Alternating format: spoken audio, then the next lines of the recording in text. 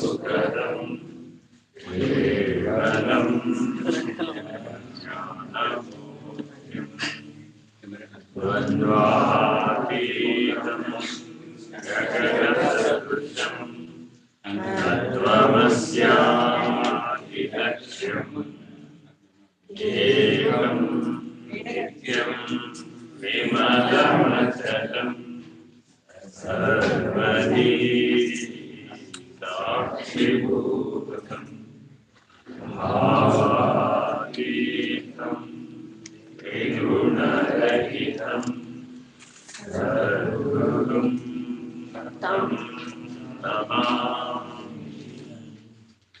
नमो ब्रह्मादिभ्यो ब्रह्मविद्या सम्प्रदायकर्तृभ्यो वंशऋषिभ्यो महाभ्यो नमो गुरुभ्यः सर्वोपप्लवरहित प्रज्ञानघनप्रत्यगतो ब्रह्मैवाहमस्मि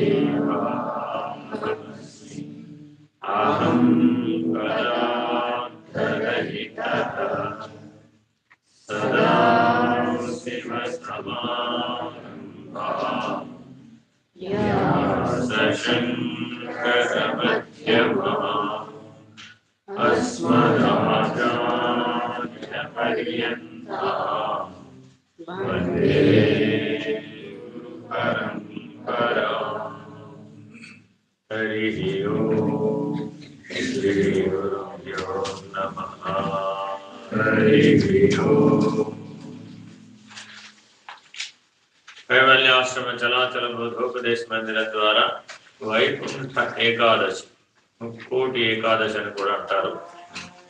ఈ ఏకాదశి సత్సంగాన్ని మనం మన బెంగళూరు శాఖలో ప్రారంభించుకుంటున్నాం.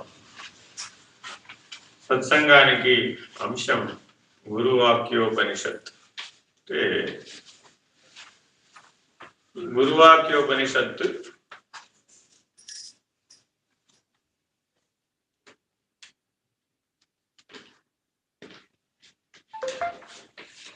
ఈ గురువాక్యోపనిషత్తు 7 శ్లోకాలే చక్కగా చెప్పేసి, అందుకని జాగరూకులై అర్థం చేసుకునే ప్రయత్నం.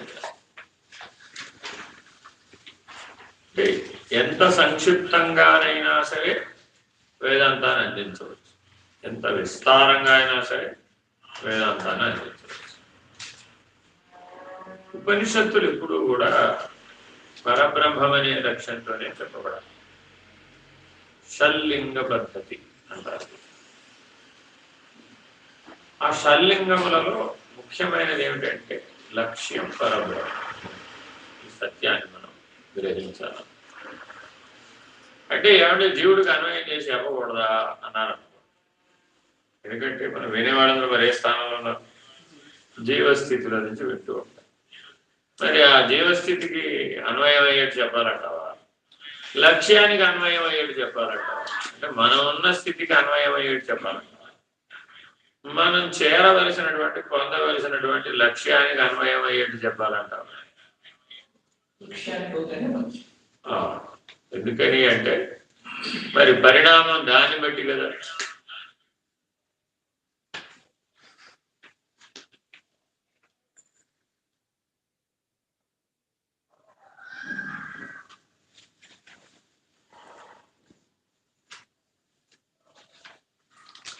మొదటి శ్లోకం చూద్దాం.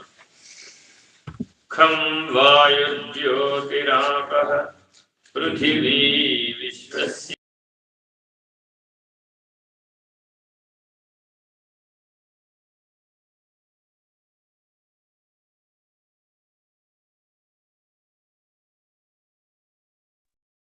రెండు ఫోన్లు మ్యూట్లోకి వెళ్ళిపోయాయండి.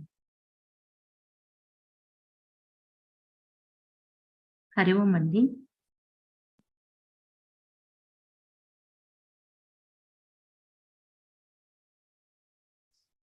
ఒకసారి కాల్ చేసి చూడండి అమ్మా. చేస్తున్నా.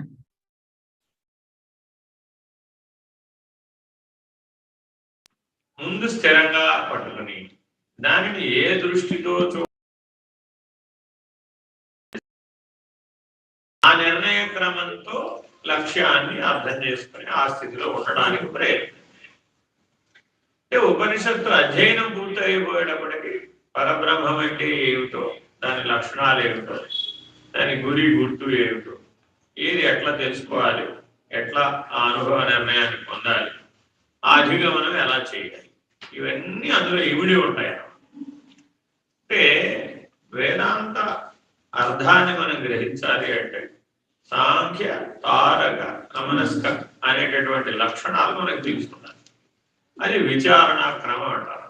అంటే సాంఖ్యం అంతా విచారణతో ముడిపడు, రకరకాలైనటువంటి సూత్రాలతోటి దాని వ్యవహారాన్ని మనకు తెలియజెప్పే ప్రయత్నం చేస్తాం. తారకం అంటే ఏంటంటే అది అంతర్ముఖంలో మనం సాధించాలి, అది బహిర్ముఖంలో విచారణ చేసేది కాదు. విచారణతో తారకం పూర్తవ్వాలన్నమాట. ఆ స్థితిలో నువ్వు ఉండడానికి సాధన చేస్తే తారకం అనేది సాధన సాధ్యం. అంతేగాని ఊరికే మాటలుగా ఏ పని కాదు. అమనస్కం అనేది యథార్థంగా అలా ఉండాలి, అలా ఉంటేనే అది అమనస్కం. అందుకని అమనస్కం చివరి పెట్టి నేను అమనస్కం గురించి బోధిస్తానండి అన్నాను అన్నమాట. వీలవుతున్నట్టు గాఢ నిద్రావస్థలో రాత్రి ఎలా ఉన్నావు, పొద్దున మేలుకున్న తర్వాత చెప్పను చెప్తాను, చెప్పలేవు. మన నిద్రాస్థితి గురించే చెప్పలేము. ఎందుకని చెప్పలేకపోతున్నాం? మనసు పని చేయడం లేదు. ఏం చెప్పాలన్నా నీకు ఏది పని చేయాలి? మనసు పని చేయాలి. ఎందుకు మనసు పని చేయాలి అంటే సాంఖ్య విచారణలో జ్ఞాత స్థానం పక్కనే ఉన్నటువంటి స్థానం ఎవరిది? మనసు. అంతరింద్రియ పంచకంలో మొట్టమొదటి స్థానం ఎవరిది? జ్ఞాతది. రెండవ స్థానం మనసు. మూడవ స్థానం బుద్ధి. దాని అవతల చిత్తం, దాని అవతల అహంకారం. అంటే ఆకాశంలో అర్ధభాగం అపంచీకృతంగా అలాగే నిలబడి ఉండి అర్ధభాగం పంచీకృతం అయితే ఆకాశంలో ఆకాశంగా జ్ఞాత ఉంటే, ఆకాశంలో వాయువుగా మనసు ఉంటే, ఆకాశంలో తర్వాత ఏంటంటే వాయు తర్వాత అగ్ని, అది బుద్ధి. తర్వాత ఏంటి? జలం, అదేమిటి? చిత్తం. అందుకే జలం ఎలా అయితే అటువంటి చంచలంగా పోతూ ఉంటుందో ఈ చిత్తం కూడా ఆ బుద్ధిలో వెంబడి చంచలంగా. ఇక ఆకాశంలో పృథ్వీ అంశ కలవడం వల్ల కఠినాంశగా ఉండటం వల్ల అహంకారం, అది చెట్టు చివరి. కాబట్టి అందరం ఏమంటున్నాం ఇప్పుడు? ఏమండి, మనసును నిగ్రహించడం ముందు మొట్టమొదటి మనో నిగ్రహోపాయాలు మీరు చెప్పగలము అంటున్నాడు. ఏమండి, బింబం ఎవరు ఇప్పుడు ఇందులో? జ్ఞాత. మరి మనసు మొదటి ప్రతిబింబం. మనసు ఏంటండి? మొదటి ప్రతిబింబం. బుద్ధి ప్రతిబింబ ప్రతిబింబం. చిత్తం ప్రతిబింబ ప్రతిబింబ ప్రతిబింబం. అహంకారం ఇంకా వేయాలి, ప్రతిబింబ ప్రతిబింబ ప్రతిబింబ ప్రతిబింబం. అంటే మాకు అర్థమేంటి చెప్పచ్చు కదా అన్నారు. ఏముందయ్యా, ఆకాశంలో సూర్యుడు ఉన్నాడా లేడా? ఉన్నాడు, ఆయన బింబం. బయట ఒక నీళ్లకొండ పెట్టావు, ఏమైంది ఇప్పుడు? నీళ్లకొండలో బింబం ప్రతిబింబించింది. నీళ్లు వేడెక్కుతాయా వేడెక్కవా? సూర్యుడి వల్ల వేడెక్కినాయి అంటావా, సూర్య ప్రతిబింబం వల్ల వేడెక్కినాయి అంటావా? ప్రతిబింబించకపోతే ఎట్లా వేడెక్కుతాయి? సూర్య ప్రతిబింబం వల్లనే అక్కడ వేడెక్కుతుంది, ప్రతిబింబించకపోతే వేడెక్కుతాయా? సరే, ఇంతలో ఏమైంది? ఆ ప్రతిబింబం వచ్చి ఇక్కడ గోడ మీద పడింది. ఇప్పుడు గోడ కూడా వెలుగుతున్నట్టు కనపడుతుంది. గోడ ఎక్కడైనా వెలుగుతుందే అని విచారణ చేయలేదు. డైరెక్ట్గా ఏం చేసాం? గోడ వెలుగుతుంది, ఆహా అద్భుతం. ఒక పిల్లవాడు ఉన్నాడు, ఆ పిల్లవాడు ఏం చేశాడు? గోడ వెలుగుతుందని అందరికీ చెప్పి చూపెట్టాడు. అప్పుడు అందరూ ఏమడిగారు? గోడ ఎక్కడైనా వెలుగుతుందే, గోడకు వెలిగే లక్షణం లేదు కదా, గోడ జడం కదా. అదేమిటది? ప్రతిబింబ ప్రతిబింబం. ఎక్కడో ప్రతిబింబం పడుతుంది, అది మరలా ప్రతిబింబించి ఇక్కడ గోడ మీద పడుతుంది. ఇది ప్రతిబింబ ప్రతిబింబం. ఇంకోసారి అక్కడ ఏదన్నా అద్దం మీద పడింది అనుకోండి, అప్పుడేమైంది? గోడ మీద అద్దం మీద పడిందండి, అదేదో వచ్చి అప్పుడేమైంది? మళ్ళా ఇంకో గోడ మీద పడింది. ఈసారి ఇటుపక్క కనబడుతుంది వెలుగు అనుకున్నాం. ప్రతిబింబ ప్రతిబింబ ప్రతిబింబ కాదు. ఇక్కడ కూడా ఒక అర్థం ఉందనుకోండి. ఇంకో గోడ మీద పడింది. అది ఎక్కడి నుంచి వచ్చింది మరి? ఇక్కడెక్కడా వెలుగు లేదే, అటెక్కడో అక్కడెక్కడో ఉంది కదా, అక్కడి నుంచి ఇక్కడ దాకా వెలుగు ఎలా వచ్చింది? ప్రతిబింబ ప్రతిబింబ ప్రతిబింబ ప్రతిబింబం. అదేమో జ్ఞాత, అదేమో మనస్సు, ఇదేమో బుద్ధి, ఇదేమో చిత్తం, ఇదేమో అహంకారం. ఇప్పుడు అక్కడెక్కడో ఉన్న సూర్యుడి వెలుగు ఇక్కడున్న గోడ మీద ఎలా పడింది? ప్రతిబింబ ప్రతిబింబ ప్రతిబింబ ప్రతిబింబాలుగా పడింది. మరి అక్కడ నీళ్ళైతే వేడెక్కినాయ్యా, ఇక్కడ గోడ కూడా వేడెక్కుతుందంట. మొదటి ప్రతిబింబం దగ్గరే వేడెక్కుతుంది తప్ప ప్రతిబింబ ప్రతిబింబ ప్రతిబింబ ప్రతిబింబం దగ్గర వేడెక్కం.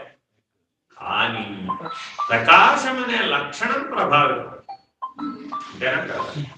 కాబట్టి సూర్యప్రకాశంలో ఏమేమి ప్రకాశము ఉంది, అగ్నితత్వం కూడా ఉంది, వేడి తత్వం కూడా ఉంది. కాబట్టి అక్కడ వరకు మొదటి ప్రతిబింబం దగ్గర ఏమో 2 లక్షణాలు ఉన్నాయి. తర్వాత వచ్చేటప్పటికి ప్రకాశం అనే లక్షణం ఒకటే ఉంది. మొట్టమొదట ఈ ప్రతిబింబించే లక్షణాన్ని అంటే బింబ ప్రతిబింబ న్యాయాన్ని అర్థం చేసుకోకుండా మనం వేదాంతాన్ని మనం అర్థం చేసుకోవాలి. అంటే ఎప్పుడు నువ్వు బింబ స్వరూపుడివే అయి ఉన్నావు కానీ ప్రతిబింబ స్వరూపుడు కావు. నీ స్వరూపం ఏమిటి? ఎప్పుడు కూడా బింబమే అయి ఉన్నది కానీ ప్రతిబింబం కాదు. ఈ శ్లోకంలో ఏం చెప్తున్నారు? ఇప్పుడు ఖం అంటే ఏమిటి? వాయు గాలి, జ్యోతి అగ్ని స్వరూపం, ఆపః జలం, పృథివీ భూమి, విశ్వస్య ధారిణి. ఈ పంచభూతముల చెంత ఈ ప్రపంచం అయ్యింది. ఒప్పుకుంటా ఒప్పుకోమనం ఎవరైనా ఒప్పుకోవాల్సిందే. ఈ పంచభూతాలను నేనే తయారు చేశానని ఎవరైనా చెప్పగలుగుతారంట? భూమి మీద ఒక 800 కోట్ల మంది మానవులు ఉన్నారండి. 800 కోట్ల మంది మానవుల్ని వెళ్ళి అడిగాం, ఏమంటే ఈ పంచభూతాలు మీరు చేశారా, మీరు చేశారా, మీరు చేశారా? ఎవరైనా నేను చేశానని ఒప్పుకుంటారా? ఎవరికీ అధికారం లేదు. ఎందుకని? నువ్వు తయారు చేయలేదు కాబట్టి. అంటే స్థూలంగా అడుగుతున్నారా, సూక్ష్మంగా అడుగుతున్నారా, కారణ స్థితిలో అడుగుతున్నారా, మహాకారణ స్థితిలో అడుగుతున్నారా, ఇంకా అవతల అడుగుతున్నారా మీరు అని అడిగారు అనుకోండి. అసలు అన్ని ఉన్నాయని ఒప్పుకోలుగా ఉంది. మనకి భౌతికంగా అనుభవం దేనివల్ల వస్తుంది? స్థూలం వల్ల వస్తుంది. కానీ ఆ స్థూలం వెనక ఉన్నటువంటి సూక్ష్మం పని చేయకుండానే వస్తుందంట. ఈ స్థూలం అంతా పదార్థమయం, అంతేనా కదా? మరి ఆ పదార్థం వెనకాల శక్తిమయమైనటువంటి సూక్ష్మం ఉండాలా వద్దా? ఆ శక్తి లేకపోతే ఈ పదార్థం ఏది స్వయంగా పనిచేయడం లేదు, ఇది జడం కదా. మరి ఆ శక్తిమయమైనటువంటి చైతన్యాన్ని, ఆ చేతన శక్తిని మనం గుర్తించాలా వద్దా? గుర్తించాలి కదా. అది పని చేయకపోతే ఈ జడం ద్వారా నువ్వేం తెలుసుకోలేవు. ఫ్యాన్కి స్విచ్ చేసేవయ్యా, అది తిరగలేదయ్యా, ఏం లేదని చెప్పేప్పుడు అదేంటి కరెంట్ కనబడలేదు కదా. మరి కరెంట్ చేసి కళ్ళ కనబడుతుందంటారా? కనబడదు. కానీ ఫలితం మాత్రం అనుభవానికి వస్తుంది. అలాగే పదార్థమయమైనటువంటి ప్రపంచం ఫలితం భోగించడానికి, అనుభవించడానికి ఉపయోగపడుతుంది. కానీ ఆ ఫలితం రావాలి అంటే వెనకాల ఏం పని చేయాలి? శక్తిమయమైనటువంటి చైతన్యం పనిచేయాలి. మరి ఇప్పుడు పదార్థమయమైనటువంటి ప్రపంచం, శక్తిమయమైనటువంటి చైతన్యం, ఈ రెండింటిలోనూ వ్యాపించినటువంటి తత్వం ఏదైనా ఉందా? తత్వానికి ఒక్కదానికే వ్యాపించగలిగినటువంటి శక్తి ఉన్నది, మిగిలిన దానికి లేదు.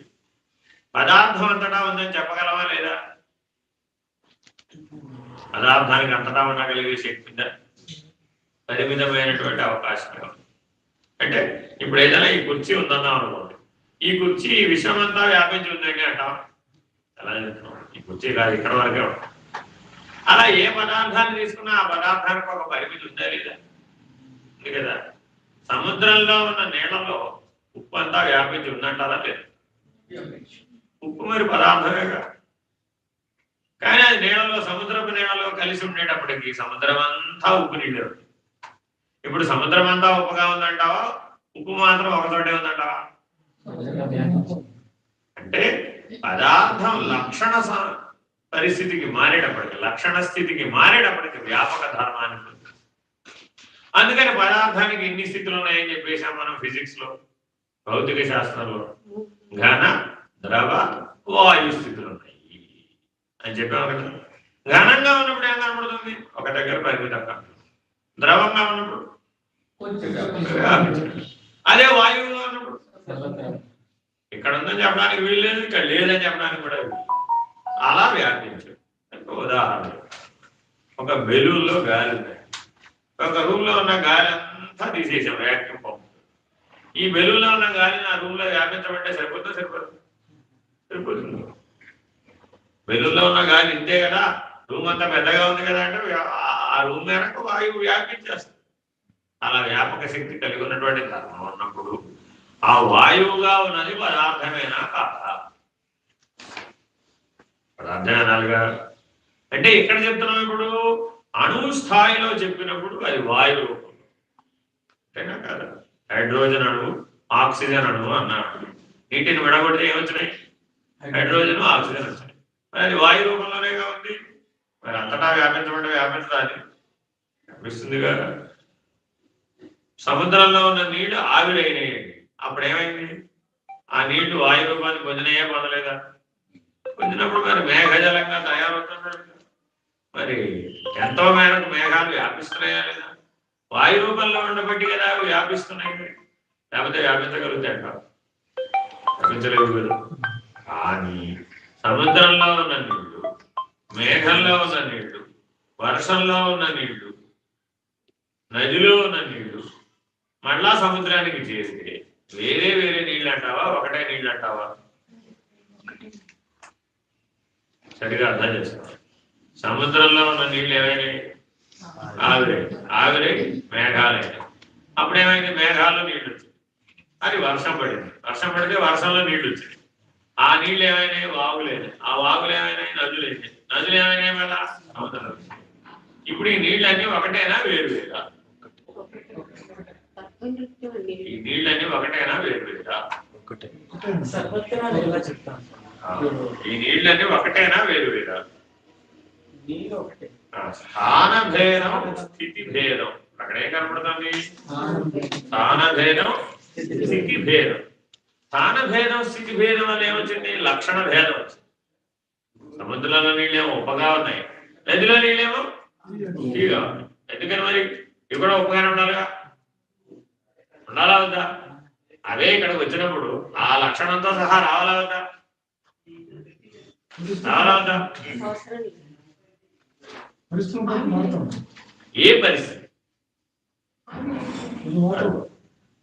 సూర్య ప్రభావం చేత నీళ్లు ఆవిరైనాయి కదా. ఆవిరైనప్పుడు ఉప్పు ఆవిరవలేదుగా. ఏ ఉపదనం అయితే ఉందో ఆ ఉపదనం అనే లక్షణం నీటి ఆవిరైనప్పుడు దాంట్లో కలిసి వెళ్ళలేదుగా. అర్థమైందా? H2O అయిందండి, పక్కన ఉన్న NaCl కూడా అయిందట. ఎలా అవుతుంది? NaCl అవ్వదు. NaCl ఉప్పు అక్కడే ఉండిపోయింది, నీళ్లు మాత్రమే ఆవిరైనాయి. ఆవిరైన నీళ్లు మేఘజలం అయినాయి. అప్పుడు అక్కడ కూడా ఏమన్నాయి? H2Oనే ఉంది, NaCl లేదు. అవే నీళ్లు వర్షించినాయండి, అప్పుడు H2Oనే ఉంది, అక్కడ కూడా NaCl లేదు. వెళ్ళి మళ్ళా వాగుల్లో పడదండి, అప్పుడు H2O. నదుల్లోకి వచ్చిందండి, అప్పుడు H2O. మళ్ళా సముద్రంలో చేరిపోయింది, అప్పుడు H2Oతో చేరిపోయింది. NaCl మళ్ళా దాంట్లోకి అర్థమైందా? కాబట్టి ఈ సృష్టి అంతా కూడా, ఈ ఉపాధులన్నీ కూడా ఉప్పుతోనే తయారైనవి అన్నాడు కెమిస్ట్రీ వాడు. ఏమన్నాడండి? ఇప్పుడు ఒప్పుకుంటావా ఒప్పుకుంటావా? మన శరీరం ఉప్పుతో తయారైందంటే ఒప్పుకుంటాం ఒప్పుకరా? నీరసం వచ్చి పడిపోతే ఏం పెడతాడు? హాస్పిటల్కి వెళ్తే ఉప్పు నీళ్ళు పెడతాడు. సరేనంటే ఉప్పు నీళ్ళే కదా. ఎందుకు ఉప్పు నీళ్ళు పెట్టాడు? శరీరంలో ఉప్పు తక్కువైపోతే పడిపోతావు అంటే ఇప్పుడు శరీరం దేని మీద ఆధారపడి పనిచేస్తుంది? ఉప్పు మీదను పంచదార మీద ఆధారపడి పనిచేస్తుంది. కాబట్టి అయితే గ్లూకోజ్ నీళ్ళు పెడతాడు ఒకసారి, లేదంటే ఉప్పు నీళ్ళు పెడతాడు. ఆ రెండు మళ్ళీ సరి బ్యాలెన్స్ అయిపోగానే మళ్ళీ లేచి కూర్చుంటాడు. ఇప్పుడు నీరసం ఎలా వచ్చేసింది మరి? అంటే నీళ్ళతో పాటు మనకి ఏముండాలి? ఇప్పుడు ఉప్పు మందారం ఉండాలి దాంట్లో. ఆ రెండింటిని తీసేసి వచ్చి నీళ్లు పుచ్చుకున్నాం అనుకోండి, అప్పుడు శక్తిహీనం అయిపోతాం. అంటే ఇప్పుడు మన శరీరంలో మనం వినియోగించుకున్నటువంటి శక్తి అంతా దేంట్లో ఉత్పన్నం అవుతుంది? ఇప్పుడు 70% నీళ్ళ వల్లనే ఉత్పన్నం అవుతుంది. నీరే ప్రాణాధారం. ఆ నీళ్లు తగ్గిపోయేటప్పటికి ప్రాణశక్తి తగ్గిపోతుంది. పంచభూతాలలో ఆకాశం వల్ల జీవులు వచ్చాయంటావా, నీటి వల్ల జీవులు వచ్చాయంటావా? ఎందుకని? మిగిలినటువంటి 4 కలిసి వచ్చినాయి ఆ నీళ్లతో పాటు. ఆ 4 లక్షణాలు కూడా కలిసి వచ్చినాయి కాబట్టి జీవ లక్షణంలో 5 లక్షణాలు కలిసి ఉన్నాయి. ఒక్క నీళ్ళ వల్లే జీవి ఉత్పన్నం కాల. అందుకనే మనం ఈ శరీరాన్ని ఏమంటున్నాం? పాంచభౌతిక దేహం. కాబట్టి నువ్వు ఈ దేహం ఎట్లా అయితే పాంచభౌతిక దేహం, ఇదిలో ఎన్ని కోశాలు ఉన్నాయి? ఇప్పుడు 5 కోశాలు ఉన్నాయి. మన చుట్టుపక్కల వాతావరణం, మన చుట్టుపక్కల ఉన్న ప్రపంచంలో ఎన్ని భూతాలు ఉన్నాయి? అక్కడ పంచభూతాలు, ఇక్కడ పంచకోశాలు, పంచ ప్రాణాలు. మన దగ్గర ప్రాణాలు కూడా ఎన్ని ఉన్నాయి? ఎలా ఎలా చెప్పగలం? ప్రాణాపాన సమాన పాఠం బాగా వచ్చేసి. కానీ ఎట్లా పనిచేస్తున్నాయి అవి?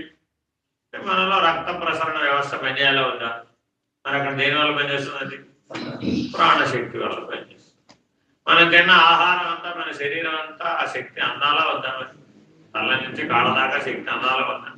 మరి తిన్న ఆహారాన్ని శక్తిగా మార్చి అన్నిటికీ సమానంగా పంచేది సమాన వాయువు. మరి మనకు అవసరం లేనివన్నీ బయటికి పంపించాలా వద్దా? ఈ ఫ్యాక్టరీలో ఒక పెద్ద ఫ్యాక్టరీ పనిచేస్తుందండి పైనుంచి కిందకి. అనవసరమైన వ్యర్థాలు వస్తాయా రావా? ఫ్యాక్టరీ పనిచేస్తుంది. ఆ వ్యర్థాలన్నింటినీ బయటికి పంపించాలా వద్దా? మరి అది పంపితేనే కదా మళ్ళా పుచ్చుకోవడానికి వీలైంది. ఆ పంపే వ్యవహారం అంతా ఎవరిది? అపానవాయువు. ఏదైనా సరే బయటికి పంపించే వ్యవహారం అంతా ఎవరిది? అపానవాయువు. మరి అనవసరమైనటువంటి బయటికి పంపించేస్తున్నాం, అవసరమైనవి పుచ్చేసుకుంటాం, అంతేనా కదా? మరి పుచ్చుకున్న వాటి అన్నిటినీ సరిగ్గా వినియోగించాలా వద్దా? శక్తి ఉందండి మన దగ్గర, సరిగ్గా వినియోగించాలా వద్దా? వినియోగించాలంటే గుర్తించాలా వద్దా? గుర్తించకుండా వినియోగించగలుగుతావా? వినియోగించలేవుగా. కాబట్టి గుర్తించాలంటే మరి ఆ తల దగ్గర గుర్తించాలంటావు, కాళ్ళ దగ్గర గుర్తించాలంటావు? శరీరం అంతా నీకు నీ స్వాధీనమై నీ గుర్తింపులో ఉండాలి. తల మీద ఏమన్నా పడిందండి తెలియాలంటా వద్దంటావు? కాలుకి చేమ పుట్టిందండి, కాలుకి తెలియాలంటావు, నీకు తెలియాలంటావు? అంతేనా? కాబట్టి అలా తెలుసుకోవడానికి, గుర్తించడానికి ఉపయోగపడే వాయువు జ్ఞానవాయువు. జ్ఞానవాయువు వల్ల ఏం తెలిసింది మనకి? ఇప్పుడు శరీరం అంతటా ఏం జరిగినా కూడా మనకి గుర్తింపు తెలుస్తాం. గుర్తించడానికి ఉపయోగపడేది జ్ఞానవాయువు. ఇక ఉదాహరణ వాయువు. ఉదాహరణ వాయువు అంటే కంఠగతంలో ఉండి మనిషికి మాట్లాడడానికి ఉపయోగపడేది. ఆ నుంచి క్ష వరకు ఉన్న అక్షరాలన్నీ మనం పలకగలుగుతున్నామంటే ఏ వాయువు ప్రభావం? ఉదాహరణ వాయువు ప్రభావం. ఇందాక ఏదో పెద్ద పెద్ద మంత్రాలు చదివామండి. ఉదాహరణ వాయువు పని చేయకపోతే చదువుతుంది. మగవాడు ఉన్నాడండి, మగవాడికి ఏం పని చేయదు? ఇప్పుడు ఈ ఉదాహరణ వాయువు యొక్క ప్రభావం లోపించింది. అందువల్ల అతను మగవాడు. కంఠముంది అతనికి, కానీ పలకలేదు, అశక్తి. కాబట్టి ఈ పంచ ప్రాణాల యొక్క వ్యవహారంలో ఏ వ్యవహారంలో అశక్తత వచ్చేస్తే మన రోజువారీ జీవితంలో ఆయా అశక్తతలు మనం అనుభవిస్తూ ఉంటాము. కొంతమంది ఏం చెబుతారు? ఏమిటోనండి, ఏ కారణం లేకుండానే బీపీ పెరిగిపోతుంది. ఎందుకండి? కొంచెం లేస్తూనే బీపీ, రాత్రి నిద్రపోతూ బీపీ. అలా కదా ఇబ్బంది పడేవాళ్ళు లేరట. ఏమైనా ప్రాబ్లం ఏమొచ్చింది? ఇప్పుడు హృదయ స్థానంలో సమస్య వచ్చేస్తుంది, రక్త ప్రసరణ వ్యవస్థలో సమస్య వచ్చేస్తుంది, ప్రాణవాయువు సరిగ్గా పెండి. అలాగే కొంతమందికి ఎలా ఉంటుంది? ఏం తిన్నా అరగడం లేదు. ఈ అరుగుదల సమస్య ఎక్కడ ఉంటుంది? సమాన వాయువు. కొంతమందికి ఎలా ఉంటుంది? మనసు చంచలంగా పనిచేస్తుంది. గతంలోకి భవిష్యత్తు, గతంలోకి భవిష్యత్తు, తీరిన వాటి మీద తీరని వాటి పరిగెడుతుందా? మనసు నిలకడగా ఉందో పరిగెడుతుంది. ఎందుకు పరిగెట్టాలి? అది వ్యానవాయువు మీద ఆధారపడి. మనసు అనేది ఏమి పనిచేస్తుంది? వ్యానవాయువు మీద. కాబట్టి ఎప్పుడైతే ఈ పంచ ప్రాణాలని మనం సాధన చేసి స్వాధీనపరుస్తుంది నీ అధీనంలో ఉంటాయో అప్పుడు ఇవన్నీ నీకు ఉపయోగపడ్డాయా లేదా? కాబట్టి నీ శరీరాన్ని, నీ ప్రాణాన్ని, నీ మనస్సుని, నీ బుద్ధిని, నీ చైతన్యాన్ని నీ స్వాధీనంలో ఉంచుకోవాలంటావా? ఇతరుల స్వాధీనంలో ఉంచాలంటావా? నీ స్వాధీనంలో ఉంచుకోవాలి కదా. కాబట్టి ఎప్పుడైతే నీ స్వాధీనంలో ఉంచుకోవాలనుకుంటావు నువ్వు నీ శరీరం అంతా వ్యాపించి ఉన్నావా లేదంటావా? నీ తెలివితేటలు నువ్వు 6 అడుగుల శరీరంలో వ్యాపించగలిగితే బ్రహ్మాండం అంతా వ్యాపించలేడు. కాబట్టి ఏం చెప్తున్నాడు ఇప్పుడు ఈయన? పరం బ్రహ్మ సర్వత్ర విశ్వస్యాయతనం. ఆయతనం అంటే ఆయతనవాన్ భవతి ఏవం వేద యోగమాయతనం వేద. ఆయతనం అంటే స్థానం. ఆయతనం అంటే స్థానం.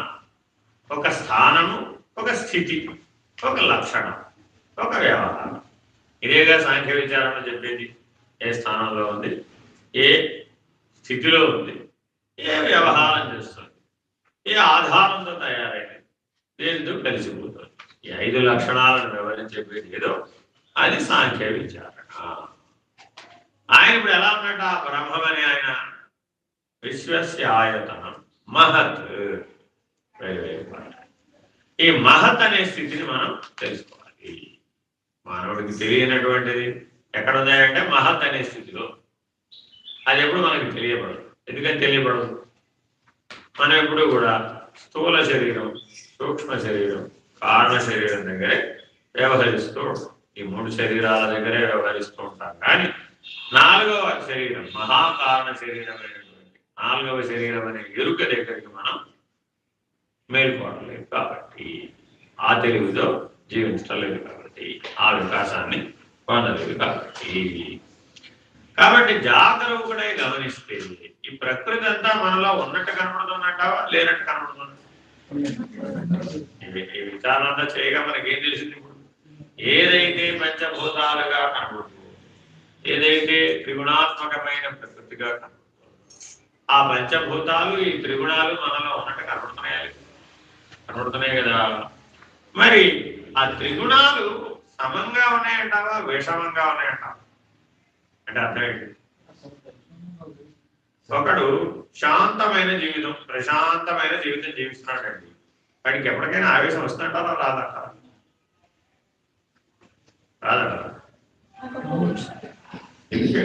ఆయనలో రజోగుణం లేదంట.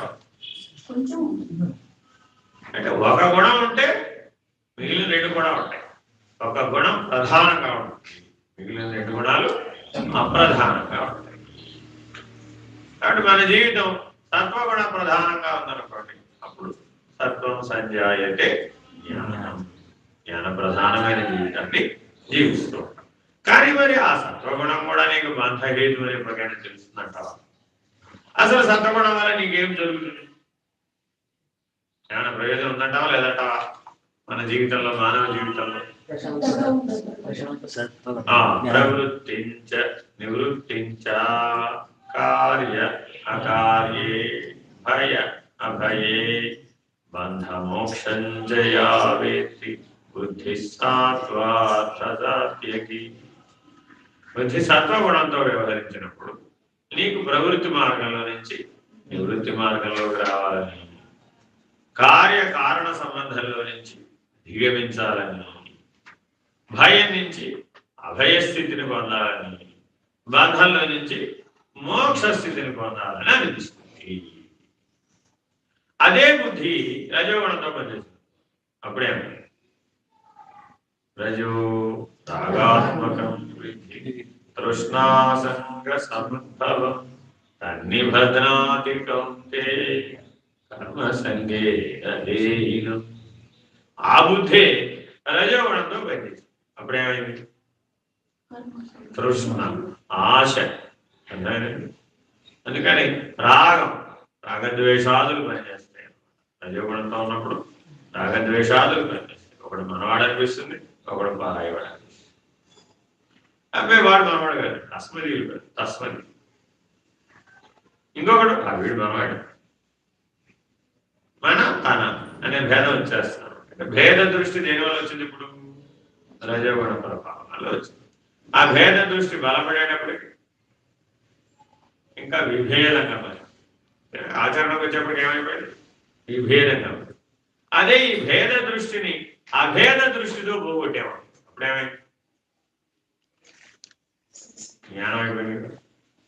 కాబట్టి ఎప్పుడెప్పుడైతే మనలో భేద భావం కలుగుతుందో అప్పుడప్పుడల్లా మనం దేన్ని ఆశ్రయించాలి? అభేద దృష్టిని ఆశ్రయించాలి. సరే, ఇంకేనా మూడో గుణం ఏమైనా ఉందా? ఓ గుణం ఉంది. అదేంటది? తమో గుణం. దానివల్ల ఏం ప్రయోజనం? ప్రభావం ఉందా లేదా మన మీద?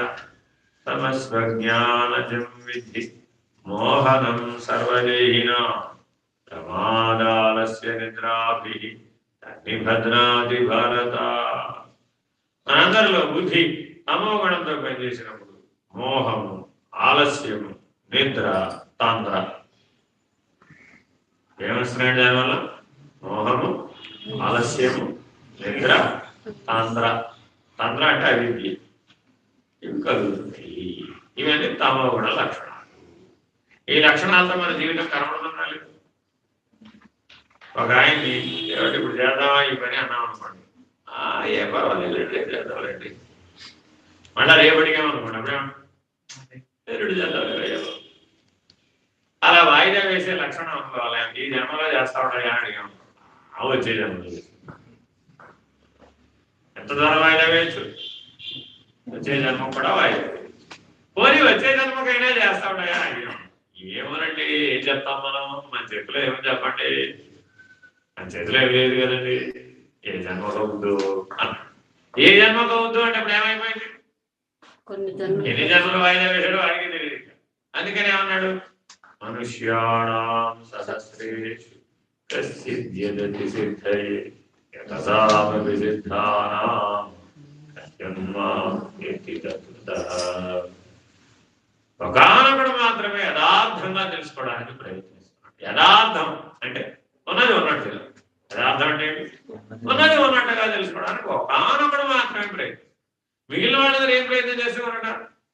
ఉన్నది లేనట్టు, లేనిది ఉన్నట్టు. మన ప్రయత్నాలు రెండు రకాలు. ఏమిటవి?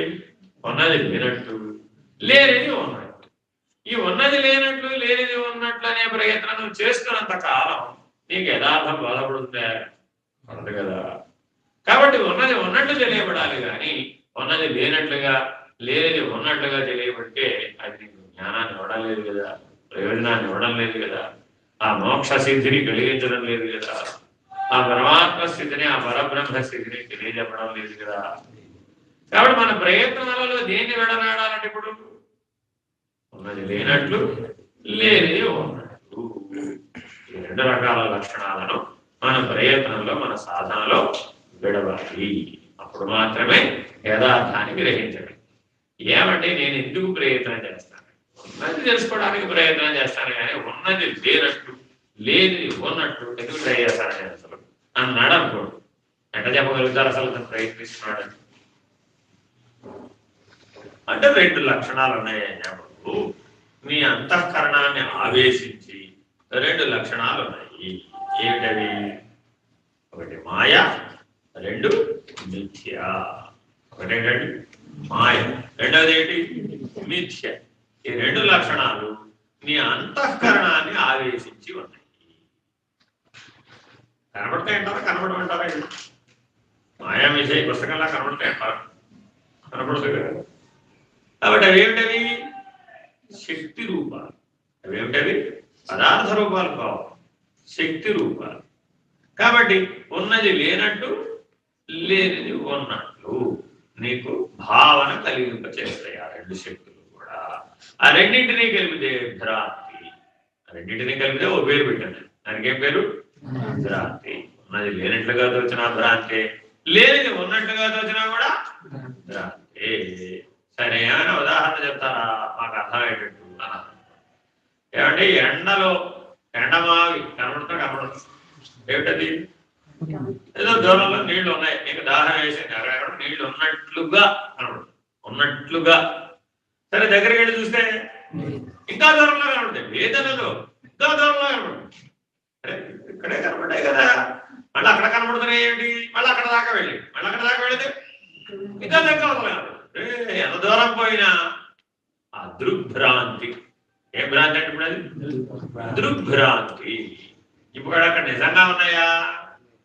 లేవు, కానీ ఉన్నట్లుగా, అంటే లేనిది ఉన్నట్లుగా కనబడుతుంది. అర్థమైందా? ఆకాశం నల్లగా ఉందా, ఎర్రగా ఉందా, నీలంగా ఉందా? ఆకాశం నల్లగా ఉంటుందా, నీలంగా ఉంటుందా, ఎర్రగా ఉంటుందా? వాస్తవాన్ని దానికి ఏమి లేదు, కానీ మనకెట్లా కనబడుతుంది? ఉన్నట్టే కనబడుతుంది. అది కూడా ఏమిటో ఉపమానం. దానికి ఏ రంగు లేదు, లేనిది ఉన్నట్లు కనబడుతుంది. చూడండి, మన కళ్ళ ముందే ఇలా కనబడుతున్నాయా లేదా? కాబట్టి ఉన్నది లేనిది ఏమిటంటే మరి రెండో లక్షణం ఏంటి? ఇప్పుడు ఈ లేనిది ఉన్నట్లు అర్థమైపోయింది కదా మనకి. ఇప్పుడు చీకట్లో ఒక తాడు ఎవరో అక్కడ వదిలిపెట్టి వెళ్ళిపోయారు. ఇప్పుడు అక్కడ ఏముంది?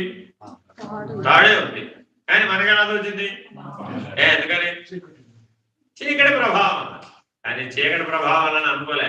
ఈ లోపల వెంటనే మృత్యు భయం ఆవరించింది. అమ్మో, ఈ పాము కాటేస్తే. కనబడేంత మాత్రాన పాము నిన్ను కాటేస్తే నీకు ఎందుకు ఐడియా రావాలంటావు? భ్రాంతి చేత.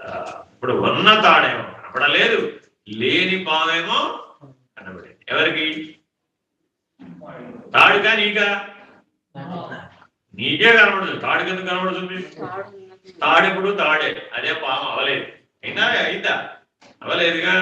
కాబట్టి ఉన్న వస్తువు తాడని తెలుసుకుంటే పాము లేకనే పోయి, లేని వస్తువు లేకనే పోయి. ఎటా? ఓ వెలుతురు తెచ్చాం, అక్కడ చీకట్లో చూస్తే అలా కనబడిందని వెంటనే ఏ ప్రయత్నం చేసినప్పుడు ఓ వెలుతురు పట్టుకుని ఒక పెద్ద ఆవిడ వచ్చింది ఆ పక్కనే. అప్పుడు పట్టుకొచ్చి అలా వెలుతురు చూపిస్తే అయిపోయింది. తాడయ్యా బాబు అని చెప్పి. మరి ఇప్పుడు పాము అనే భయం పోయినా పోలేదా? పోయింది కదా. ఎవరు పోగొట్టారు? జ్ఞాన ప్రకాశం వలన అజ్ఞానం అనే అంధకారంలో ఏర్పడిన భ్రాంతి పోయింది. ఆ అంధకారం ఏమిటి? ఆ జ్ఞానం అనే అంధకారం. ఈ వెలుగేమిటి? జ్ఞానం అనే ప్రకాశం. ఆ జ్ఞానం అనే ప్రకాశంలో చూస్తే ఈ తాడు పాము అయ్యేటటువంటి అగత్యం తగ్గుతుంది. ఉన్న తాడు ఉన్నదిగా తెలియబడింది, లేని పాము లేకనే పోయింది. ఇలా ఎన్ని ఉపమానాలైనా చెప్పవచ్చు. అర్థమైందండి? ఉదాహరణ చెప్తా. ఇప్పుడు ఇక్కడ 70 ఏళ్ల వాళ్ళు 80 ఏళ్ల వాళ్ళు ఉన్నారా లేరా? ఉన్నారా? వాళ్ళలో 7 ఏళ్ల 8 ఏళ్ల పిల్లవాడు ఉన్నాడంటారా లేదంటారా? వాస్తవానికి చూస్తే ఎంత వయసు? 70 80. లోపల 7 ఏళ్ళు 8 ఏళ్ల పిల్లవాడు ఉన్నాడా లేడా అంటే ఎక్కడ చెప్తా? ఉన్నాడు, కనబడలేదుగా. అంటే లక్షణ రీత్యా. దేని బట్టి చెప్పాలి ఇప్పుడు? లక్షణ రీత్యా. వయసుకు మాత్రం పెద్దవాడు అయిపోడు, కానీ విషయానికి మాత్రం చిన్నవాడే. శరీరం అలసిపోయింది కానీ మనసు అలసిపోలేదు. శరీరం ఏముంటుంది? నేను పరిగెట్టలేదు రా బాబు. లోపల మనసు ఏముంటుంది? లేదు పరిగెట్టాలి. వృద్ధాప్యంలో వచ్చే సమస్య ఏంటి? ఇప్పుడు లోపల ఉన్న మనసు ఏముంటుంది? వెళ్ళాలి అక్కడికి. పైన శరీరం ఏముంటుంది? నా జాత కాదురా బాబు. మరి ఇప్పుడు ఎవరి మాట ఎవరు వినాలి? ఎవరి మాట ఎవరు వినాలి? విన్నంటే ఏం చేస్తావు? చేయగలవా? శరీరం నువ్వు లేవాలి లేవాలి అన్నావయ్యా, కానీ శరీరం లేవదుగా. మరి అంతేగా అశక్తత వచ్చేస్తే ఏం చేస్తావా? లేవలేవుగా మరి అప్పుడు. కానీ మనసు మాత్రం పరిగెట్టేస్తుంది. ముఖ్యంగా ఇది మీరు మంచంలో పడినటువంటి రోగగ్రస్తమైనటువంటి వాళ్ళ దగ్గరికి వెళ్ళి చూస్తే, వాళ్ళని కదిలిస్తే వాళ్ళు చెప్పేవన్నీ వేరు. ఇప్పుడు ఒక ఆయనకి 2 కాళ్ళు ఉన్నాయండి, యాక్సిడెంట్ అయింది, ఒక కాలు తీసేసి ఆయన నిద్రపోతున్నాడు మంచంటే. ఆయన కళలో పరిగెడతాడంటావు? పరిగెడతాడంటావు? ఎలా పరిగెడతాడయ్యా? 2 కాళ్ళు లేవు కదా. అంటే మనసులో అన్ని ఇంద్రియాలు ఉన్నాయి. మనసులో అన్ని ఇంద్రియాలు ఉన్నాయి. అసలు మనసే అన్ని ఇంద్రియాలు అవుతుంది. మనసే అన్ని ఇంద్రియాలు అవుతుంది. ఒక్క ప్రతిబింబమే 24 ప్రతిబింబాలు.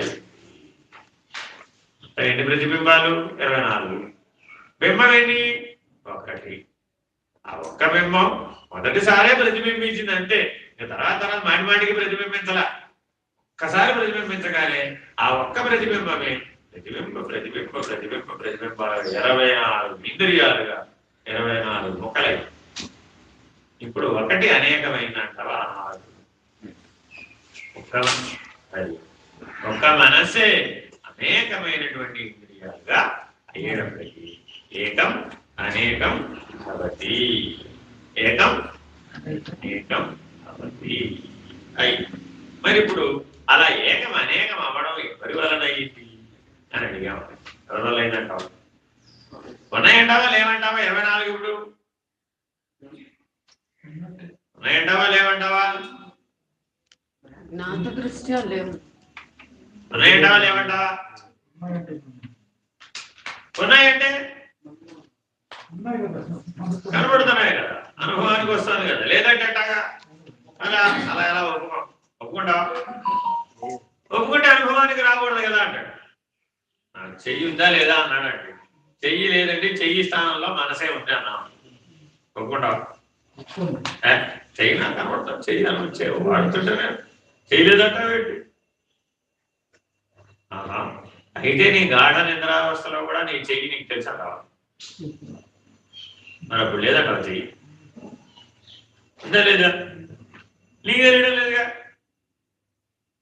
మరి ఇప్పుడు ఉందనాలంటావు లేదని అంటావు. అవస్థలో ఉన్నట్టు తోస్తోంది, ఒక అవస్థలో లేనట్టు తోస్తుంది నీ అనుభవంలోనే. మరి ఇప్పుడు ఒక అవస్థలో ఉండి ఒక అవస్థలో లేని దాన్ని సర్వకాలములందు ఉందని ఒప్పుకోగలుగుతావా? అన్ని వేళలా ఉందని చెప్పగలుగుతావా? చెప్పలేకపోతున్నావా? మరి అన్ని వేళలా ఉన్నదాన్ని కదా సత్యమని నిత్యమని ఒప్పుకునేది మనం. సూర్యుడు సత్యమేనా నిత్యమేనా కాదా? సూర్యుడు సత్యమేనా నిత్యమేనా కాదా? ఎలా ఒప్పుకుంటావు? రాత్రిపూట లేదు, పగలపూట కనపడుతున్నాడు కదా ఆయన, రాత్రిపూట కనపడడం లేదుగా. నీకు కనపడినంత మాత్రాన సూర్యుడు లేడంటావా? ఎలా? అప్పుడేమైంది? పదార్థ విజ్ఞానం అయింది. నాకు కనపడ్డది, నాకు అనుభవం అయింది మాత్రమే ఉన్నది అన్నాం అనుకోండి. అది పరిమితమైన దృష్టి. దాన్ని ఏమన్నారు? పదార్థ జ్ఞానం. యథార్థ జ్ఞానం కాదు. నీ కనపడనంత మాత్రాన నువ్వు సూర్యుడికి ఇటు తిరిగేవయ్యా, అటువైపు సూర్యుడు ఉన్నాడు అయ్యా. ఇప్పుడు సూర్యుడు లేదంటే కుదురుతుంటావా? వీడి వైపు తిరిగేవా అంతే. సరిగా ఇప్పుడు మీరంతా ఈ రూమ్ లో స్థిరంగా కూర్చున్నారంటారా, ఏమన్నా ఆకాశంలో ప్రయాణం చేస్తున్నారంటారా? స్థిరంగా కూర్చున్నారంటారా, ఆకాశంలో ప్రయాణం చేస్తున్నారంటారా? ఎలాగయ్యా? ట్రైన్ లో ఎక్కిన వాడు ట్రైన్ తో పాటు వెళ్తాడంటావా, స్థిరంగా కూర్చున్నాడంటావా? భూమి ఆకాశంలో గిరగిరా సూర్యుడు చుట్టూ తిరిగిపోతూ ఉంటే భూమితో పాటు తిరగటంలే, మరి స్థిరంగా కూర్చున్నానంటావే. అక్కడ ఏమైంది? ఇప్పుడు భూమి సూర్యుడు చుట్టూ తిరుగుతోందనే సూత్రానికి అన్వయం చేసుకోలేదు, ఇల్లుకి అన్వయం చేసుకున్నాం. తప్పెక్కడ జరిగింది? ఇప్పుడు ఇల్లుకి అన్వయం చేసుకున్నాం. నీ సూట్ కేసుతో సహా ట్రైన్ ఎక్కి నేను ట్రైన్ లో స్థిరంగానే ఉన్నాను, నేను కదలటం లేదన్నాడు. ట్రైన్ వెళ్ళిపోతుంది కదా, మరి ట్రైన్ వెళ్ళిపోతే నువ్వు వెళ్ళలేదంటావా? మరి ట్రైన్తో పాటు నువ్వు వెళ్ళిపోతున్నావు కదా, వెళ్ళటం లేదని చెప్పి ఇప్పుడు అటు చెప్తావు? చెప్పలేవుగా. అలాగే భూమి సూర్యుడు చుట్టూ తిరుగుతూ ఉంటే నువ్వు కూడా సూర్యుడు చుట్టూ తిరుగుతున్నావా లేదా? తిరగటం లేదన్నావు, స్థిరంగా ఉన్నావు. ఎప్పుడే అదిగో ఇంకో పెట్టి అవతల అంటే సాపేక్ష నియమం. ఒకటేమో కదులుతోంది, ఒకటేమో కదలడం లేదు. స్థిరం కాదు. ఒకటేమో కదులుతోంది, ఒకటేమో కదలడం లేదు. ఒకటేమో మారుతోంది, ఒకటేమో మారడం లేదు. ఈ రెండింటి మధ్య మన తెలివి పనిచేస్తుంది. మన తెలివి ఎంతసేపు దేని మధ్య పనిచేస్తూ ఉంటుంది? కదులుతోంది, కదలడం లేదు. మారుతోంది, మారడం లేదు. ఈ రెండింటి మధ్య మన తెలివి పనిచేయడం వలన అంత మేరకే మనం గుర్తించగలుగుతున్నాం, కానీ యథార్థాన్ని మనం గుర్తించలేకపోతున్నాం. నువ్వు తెలుసుకున్నా తెలుసుకోకపోయినా భూమి సూర్యుడు చుట్టూ తిరుగుతుంది. నువ్వు కూడా భూమితో పాటుగా సూర్యుడు చుట్టూ తిరుగుతూనే ఉన్నావు. నాకు తెలియదు కదండి అంటే తెలుసుకోవాలంటావా? దీనికి ఏమైనా వేరే ప్రయత్నం చేయాలంటావా? తెలుసుకోవాలంటావా వేరే ప్రయత్నం చేయాలంటావా? తెలుసుకోవడానికి ప్రయత్నం చేయాలి. తెలుసుకోవాలంటే బుద్ధి అనే ఇంద్రియాన్ని వాడాలంటావా? కాళ్ళు చేతులు వాడాలంటావా? అందుకని తెలుసుకోవడానికి అదొకటే ఉపయోగపడు. మిగిలిన ఇంద్రియాలు 24 ఉన్నప్పటికీ కూడా అవి తెలుసుకోవడానికి ఉపయోగపడు. నేను కాళ్ళు ద్వారా తెలుసుకుంటాను, చెయ్యి ద్వారా తెలుసుకుంటాను అని అంటాను. కాబట్టి బుద్ధిగ్రాహ్యం అతీంద్రియం. నీ ఇంద్రియాల పరిమితులను దాటి ఏదైనా తెలుసుకోవాలి అంటే తప్పక నువ్వు దేన్ని వాడాలి? ఇప్పుడు అక్కడ బుద్ధినే వాడాలి. బుద్ధిగ్రాహ్యం అతీంద్రియం. సరే వాడేమండి, వాడితే మనకేమైనా బాగా అర్థమవుతుందా? అర్థం కాదా? ఎలా అర్థం కావాలట? సాంఖ్య విచారణ క్రమం కనుక నువ్వు ఒక క్రమంలో కనుక నేర్చుకున్న వాడివి కనుకంటే అప్పుడు సర్వవ్యాపకమైనటువంటి బ్రహ్మము అని ఒకటి చెప్తాడు. మొట్టమొదటి ఏం చెప్తాడు? సర్వవ్యాపకమైనటువంటి బ్రహ్మము. దాన్ని తెలుసుకునే పరిమితమైన తెలివి. రెండోది ఏంటండి? దాన్ని తెలుసుకునే పరిమితమైన తెలివి. ఈ రెండు మొదటి వచ్చినాయి. మొదటే వచ్చినాయి. ఓ బ్రహ్మం అలా ఉంది, యథార్థంగా ఉండవలసిన బ్రహ్మం ఎలా ఉంది? సర్వవ్యాపకంగా ఉంది, ములుగురితో సందు లేకుండా ఉంది, కదలకుండా ఉంది, పరిణామం లేకుండా ఉంది, మార్పు లేకుండా ఉంది. ఉన్నది ఉన్నట్టుగా ఉన్నది. అది ఉన్నది. అదేమిటాయంటే ఉన్నది. దీంట్లో ఏమొచ్చింది? ఇప్పుడు తెలుసుకునే తెలివి వచ్చింది. ఆ తెలుసుకునే తెలివి తెలుసుకునే పనిని మొదలుపెట్టింది. తెలుసుకునే పని మొదలుపెట్టినప్పుడు దానికి 2 లక్షణాలు వచ్చినాయి. ఉన్నది లేనట్లు, లేనిది ఉన్నట్లు. భ్రాంతి జన్యమైనటువంటివన్నీ దానికి తోచడం మొదలుపెట్టింది. ఇంతకీ చంద్రుడి లోపల కుందేలు ఉందంటావా లేదంటావా?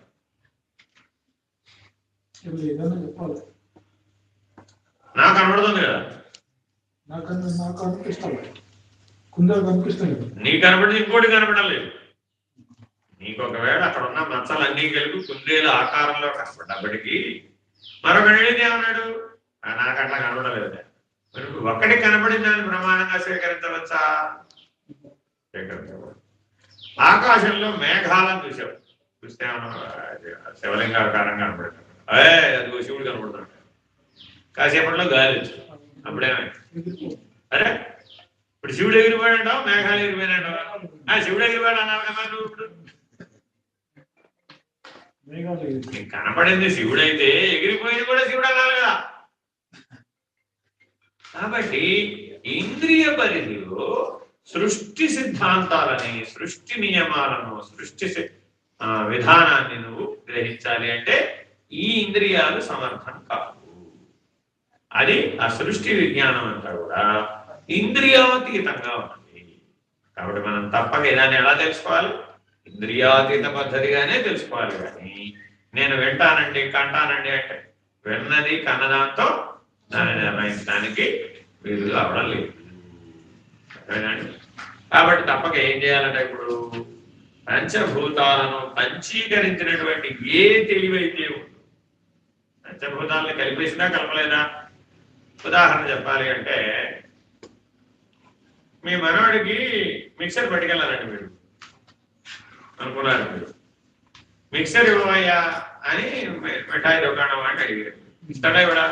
ఇస్తాడా? పొట్లం కంటే ఇచ్చేసాడు. తీసుకెళ్ళి మేము మనవాడికి ఇచ్చేసాం. ఇదిగో మిక్సరు, నాకు మిక్సర్ ఎలా తయారైందో చెప్పు అని మీ మనవాడు. నీకు డౌట్ రాలేదు. ఎవరికి వచ్చేది? ఇప్పుడు మనవాడికి వచ్చింది. మిక్సర్ ఎలా తయారవుతుందో చెప్పు అన్నాడు. అంటే నువ్వేం చేయాలి? ఇప్పుడు మిక్సర్ తయారు చేసి చూపించాలి కదా. మిక్సర్లో ఏం కనబడుతున్నాయి? అటుకులు కనబడుతున్నాయి, పుట్నాలు కనబడుతున్నాయి, ఏది శనగపప్పు శనగపప్పు కనిపిస్తుంది, ఏదో కారపూస కనబడుతుంది, పల్లీలు కనబడుతున్నాయి. ఇలా 5 రకాలు కలిపితే అది మిక్సర్ అయిపోయింది, అంతేనా కదా? మరి ఇప్పుడు 5 సరాసరి డైరెక్ట్ గా కలిసింది దొరుకుతుందట లేదుగా. 5 విడివిడిగా ముందు తయారు చేయాలి. తయారు చేసిన తర్వాత ఏం చేయాలి? ఒక పాడల్లో కలపాలి. ఒకేసారి కలపలేవు, అన్ని ఒకే మతాదులో కలిపితే చెడిపోతుంది. ఏం చేయాలి? ఒక పాడల్లోనే కలపాలి. అంటే ఏం చేయాలి? ముందు ఒకటి తయారు చేసుకోవాలి. ఇందులో నుంచి ఒక గిడ్డే ఇది ఎత్తి ఇందులో పోయాలి, ఇంకో గిడ్డ ఎత్తిపోయాడు. అట్లా ఒక్కొక్క గిడ్డ 5 గిడ్డలు ఎత్తిపోసాం. ఇప్పుడు ఒరిజినల్ గా తయారు చేసుకోవాలి ఇక్కడ ఉందా లేదా? అందుకే ఇందులో ఒక గిడ్డగా ఎత్తిపోసాం, అందులో అటుకులు వేయించాం, అందులో ఒక గిడ్డ ఎత్తి మిక్సర్లో పోసాం, పల్లీలు వేయించాం, అందులో ఒక గిడ్డ ఎత్తి మిక్సర్లో పోసాం. అట్లా 5 తయారు చేసుకున్నాం. 5 గిడ్డలు ఎత్తి అందులో మిక్సర్లో పోసాం. ఇప్పుడు నీకు ఎంత మిక్సర్ తయారైంది? మరి 5 మూల వస్తువులు అక్కడే ఉన్నాయిగా, లేవా? ఏ తెలివితో చేసావు? ఇప్పుడు తెలివితో చేశానంటావా, చేతులతో చేశానంటావా? మరి అలాగే ఆ పంచభూతాలను ఏ తెలివైతే ఈ కనపడే పంచభూతాలుగా, అనుభవం అయ్యే ప్రకృతిగా, జడచేతనంగా, 84 లక్షల జీవరాశులుగా ఇలా నీకు తయారయ్యేట్లుగా చేసిందో ఆ తెలివికి ఎరుక అని. ఏ తెలివైతే పంచభూతాలను ఇలా తయారు చేసి ఈ పంచభౌతిక దేహం తయారయ్యేట్టు చేసిందా లేదా? ఏ తెలివితో అయితే అది తయారు చేసిందో, ఏ తెలివితో అయితే ఆ పంచభూతాలని మిక్సర్ లాగా కలిపిందో ఆ తెలివికి ఏమని పేరు? ఇప్పుడు ఎరుక, జ్ఞానం, చైతన్యం, ప్రజ్ఞ, భాషను బట్టి పేరు. అర్థమైందండి? ఇంకొక ఆయన దగ్గరికి వెళ్ళాము, ఆయన అన్నాడు నేను. ఆ ఎరుకెవరు? నేను. ఆ ఎరుకెవరు? ఆత్మ. ఆ ఎరుకెవరు? బ్రహ్మ. స్థితి భేదాన్ని బట్టి పేర్లు పెట్టాం. ఎలాగా? ఇప్పుడు వీళ్ళ మనవడు ఈయనలో ఉన్నాడట లేడట? మీ మనవడు నీలో ఉన్నాడట లేడంటావా? ఎలా ఉంటాడు? వేరుగా కనబడుతున్నాడుగా. ఎలా ఉన్నాడు?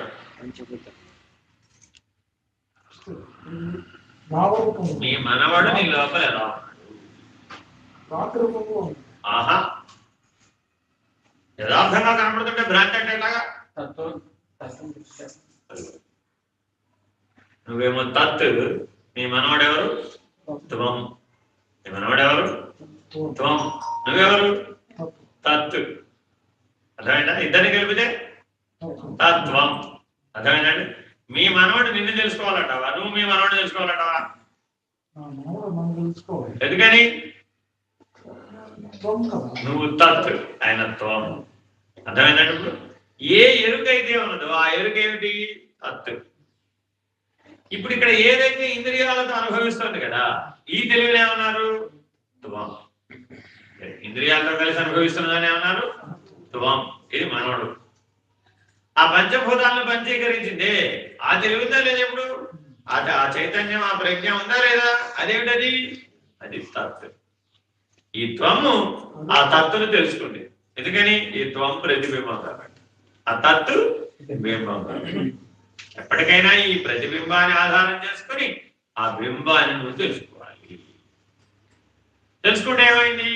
ఈ త్వముతో కూడుకున్నటువంటి భ్రాంతులన్నీ పక్కకు పోయి. అంతేనా కాదా?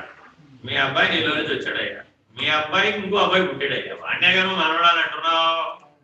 వాడు పుట్టక ముందు నీలో లేడటవా? సూక్ష్మ రూపం. ఏ రూపంలో ఉన్నాడు ఇప్పుడు? సూక్ష్మ రూపంలో మీ అబ్బాయిలో ఉన్నాడు. మీ అబ్బాయి పుట్టక ముందు నీలో లేడటవా? ఎలా ఉన్నాడు? సూక్ష్మ రూపంలో ఉన్నాడు. చేతిలో ఎత్తి లడ్డూలాగా పెట్టమంటే పెట్టగలవా? స్థూల రూపంలో అది వ్యక్తమైనాకే వీలయ్యింది. వ్యక్తం కాకముందు సూక్ష్మంగా ఉంది. కాబట్టి ఈ సృష్టి అంతా ఎలా కనబడుతుంది? కొంత భాగమేమో వ్యక్తంగా కనబడుతుంది, కొంత భాగమేమో అవ్యక్తంగా కనబడుతుంది. జనం కదా? ఇప్పుడు బాల్యంలో ఉన్న నువ్వు అంటే ఎవరు? ఉయ్యాలలో ఊపిన ఫోటో చూపెట్టారు. ఎవరన్నా? ఎవరంటే ఏం చెప్పావు? నేనే. స్కూల్కి వెళ్ళిన ఫోటో చూపెట్టారు, అప్పుడు ఎవరు? కాలేజీకి వెళ్ళిన ఫోటో చూపెట్టారు, అప్పుడు ఉద్యోగం చేసిన ఫోటో చూపెట్టారు, నేనే. రిటైర్ అయిపోయిన ఫోటో చూపెట్టారు. ఏమయ్యా నాకు అర్థం కాదు. జానా పెద్దలు ఉయ్యాల్లో ఊపినప్పుడు నేనే, 6 అడుగులు అయిన తర్వాత కూడా నేనేనా? మారాడంటావా మారలేదంటావా? మారలేదా? మారాడా? మారేవా? ఏది మారింది ఇప్పుడు? చిన్న పిల్లాడు కంటే పెద్దాడయ్యాను, మళ్ళీ ముసలాడయ్యాను. ఏది మారింది? ఏది మారింది? త్వం మారింది. ఇది మారింది. ఇప్పుడు త్వం మారిపోతుంది. తత్తు మారిందా? ఎప్పటికప్పుడు ఈ త్వమే మారిపోతూ ఉంటుంది, ఆ తత్తు. కాబట్టి ఎప్పటికైనా ఈ త్వము ఆ తత్తుని తెలుసుకోవాల్సిందే. తెలుసుకునేదాకా దీనికి ఒక పనిముట్టు కావాలవుతా. ఇప్పుడు తెలుసుకోవాలండి, ఇది ఒక మార్గము, ఒక విధానము, ఒక పనిముట్టో కావాలవుతామని. ఆ పనిముట్టే ఈ 5:5:25 ఉన్నటువంటి శరీరం. ఆ పనిముట్టు ఏమిటి? ఇప్పుడు ఈ 5:5 ఉన్నటువంటి శరీరం. మనలో 5:5:25 ఉన్నాయా లేవా? ఏమిటవి? నేననే జ్ఞానం, మనసు, బుద్ధి, చిత్తం, అదొక 5. తర్వాత ఏంటి? ప్రాణం, అపానం, వ్యానం, సమానం, ఉదాహరణ. 5 ప్రాణాలు ఉన్నాయి కదా, 5 వ్యవస్థలు పనిచేస్తున్నాయి కదా మనకి. 5. తర్వాత ఏమిటి? నీకు సంబంధించిన పంచభూతాల నుంచి వచ్చిన లక్షణాలు, శబ్దాన్ని గ్రహించగలగడం, ఇంకా శబ్ద స్పర్శ రూప రస గంధాలు. ఏమిటవి? శబ్ద స్పర్శ రూప రస గంధ. కంటి ద్వారా రూపం, నాలుక ద్వారా రుచి, చెవుల ద్వారా శబ్దం. అంటే 5 జ్ఞానేంద్రియాలు, 5 జ్ఞానాలు, 5 విషయాలు ఉన్నాయా లేవా? దృశ్యానికి విషయం ఉంది, వినటానికి విషయం ఉంది, తినటానికి విషయం ఉంది, పట్టుకోవడానికి విషయం ఉంది. ఆ విషయేంద్రియాలు ఉన్నాయా లేవా? మరి ఇప్పుడు 5 విషయాలు పనిచేస్తున్నాయిగా మరి. సరే, మళ్ళా 5 జ్ఞానేంద్రియాలు ఉండాలా వద్దా? మరి ఇప్పుడు చెవి ఉంటే సరిపోతుందంటావా? ఈ చెవికి వినికిడి ఉన్నటువంటి శక్తి కూడా ఉండాలంటావా? ఈ లోపల వినికిడికి సంబంధించిన కేంద్రం పనిచేయట్లేదండి. పని చేస్తే ఇది పని చేసిందంటావా? ఇది ఉంటే అది పని చేసిందంటావా? ఇది ఉందండి, ఇది లేదు. ఇప్పుడు ఎలా? ఇది ఉందండి, వినగలిగే శక్తి ఉంది, కానీ వినడానికి కావాల్సిన ఇంద్రియం లేదు. ఇప్పుడు గురించి చూద్దాం, ఎడగటం వినలేదుగా. అలా కూడా కొన్ని జీవరాశులు ఉన్నాయి, పాములు ఉన్నాయండి, దానికి వినికిడి శక్తి లేదు. ఎందుకు లేదు? చెవు లేదు దానికి, బుర్ర దానికి, కానీ ఇంద్రియం లేదు. అంటే ఇంద్రియము ఉండాలి, ఇంద్రియానికి సంబంధించిన శక్తి కూడా ఉండాలి, ఆ శక్తికి సంబంధించిన విషయ వ్యవహారం కూడా ఉండాలి. అంతేగాని నీకు అనుభవం పూర్తి ఉండాలి. కాబట్టి కర్మేంద్రియాలు ఉండాలా ఉందా? మరి ఇప్పుడు అక్కడెక్కడో ఒక గులాబ్ జామ్ కనబడిందండి, నోరు ఏం చెప్పింది? తింటే బాగుండు అని. నోరు చెప్పిందంటావా? నోటి ద్వారా మనసు చెప్పిందంటావా? నోరు చెప్పిందంటావా? కన్ను ద్వారా చూసి చెప్పిందంటావా? ఇంకా నోట్లోకి రాలేదుగా. ఇంకా అక్కడెక్కడో గులాబ్ జామ్ ఉంది, కళ్ళతో చూసావు. గులాబ్ జామున్ గుర్తుపట్టావా లేదా? గుర్తుపట్టితే అది బాగుందని తెలుసా తెలీదా? ఎలా? ఎలా? పూర్వానుభవం దాన్ని ఏమన్నారు? అందుకని పూర్వానుభవం. ఈ పూర్వానుభవం అంతా ఎక్కడ ఉంది మరి? స్మృతి. ఎందులో ఉంది ఇప్పుడు అది? స్మృతి. ఆ స్మృతి చిత్తవృత్తిలో ఉంది. స్మృతి ఎక్కడ ఉంది? చిత్తవృత్తి. కాబట్టి ఇప్పుడు మనకి చిత్తం ఉందా లేదా? జ్ఞాపకాలన్నీ చిత్తమే. అర్థమైందా? నువ్వు నీ జీవితంలో ఏమైనా సాధించావా, సాధించలేదా అని ఒక వ్యక్తిని అడిగావు అనుకోండి, ఏమైనా సాధించాలని చెప్తాడా, ఏం సాధించలేదు అంటాడు అంటాడు. ఏ వయసులో? ఇప్పుడే పుట్టిన పిల్లవాడి దగ్గరికి వెళ్ళి నువ్వు ఏమైనా సాధించావా అని అడిగావు, ఏం చెప్తాడు? ఏడుస్తాడు. తెలియదండి వాడు, వాడి భాష ఏంటి? ఏం చెప్పాలని ఏం కావాలో తెలియజెప్తాడు, ఏడుస్తాడు అంతే. మరి ఇప్పుడు వాడి లోపల స్మృతి జ్ఞానం ఉందంటావా లేదంటావా? పెద్దవాళ్ళకే ఉందంటావా?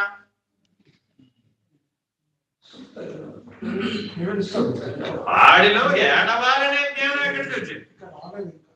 ముందుగా ఓ జ్ఞానం ఉంది, ఏడవడానికి జ్ఞానం ఉండాలి కదా. ప్రతిస్పందించాలంటే ఏముండాలి? జ్ఞానం ఉండాలో వద్దా? లేకపోతే ప్రతిస్పందిస్తాడు. కాబట్టి తల్లి గర్భంలో నుంచే ఆ ప్రతిస్పందన పుట్టక ముందు నుంచే ఉంది. కాబట్టి చిత్తవృత్తి ఎప్పటి నుంచి పనిచేస్తుంది? తల్లి గర్భంలో 7వ నెల నుంచే పనిచేస్తుంది. స్వీయ ప్రాణం పనిచేసినప్పటి నుంచి చిత్తవృత్తి పనిచేస్తుంది. ఇట్లా మన లోపల ఈ 5-25 ఇంద్రియాల వ్యవస్థలన్నీ పనిచేస్తున్నాయి. పనిచేయట్లేదు. ఏ ఆధారంతో పనిచేస్తున్నాయి? ఏ ఆధారంతో పనిచేస్తున్నాయి? కొండలో సూర్యుడు ప్రతిబింబించడం వలన పనిచేస్తుంది. దేనివల్ల పనిచేస్తున్నాయి? కొండలో సూర్యుడు ప్రతిబింబించాడంటే ఆకాశంలో ఉన్న సూర్యుడు కొండలోకి వచ్చాడా రాలేదా? వచ్చాడా? ఎలా వచ్చాడా? ప్రతిబింబిస్తే సూర్యుడు వచ్చేసినట్టేనా? ఆ సూర్యుడు ఏమో తత్తు. ఈ కొండలో ఉన్న సూర్యుడు ఎవరు?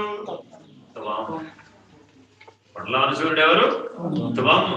ఆకాశంలో ఉన్న సూర్యుడు తత్తు. అర్థమైందా?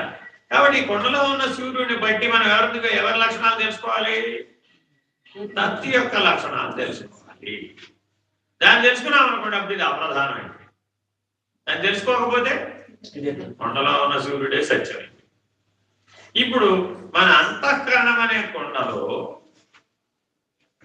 ఆ తత్ అనేటటువంటి ఆత్మ, బ్రహ్మ, చైతన్యం, ప్రజ్ఞ, ఎరుక, మాయ, ఏదో పెరుగుడిపోయా నేను, అది తత్తు. అదేమైంది? ఈ అంతఃకరణంలో చిదాభాసుడుగా ప్రతిబింబించింది. చిత్ అంటే ఏమిటి?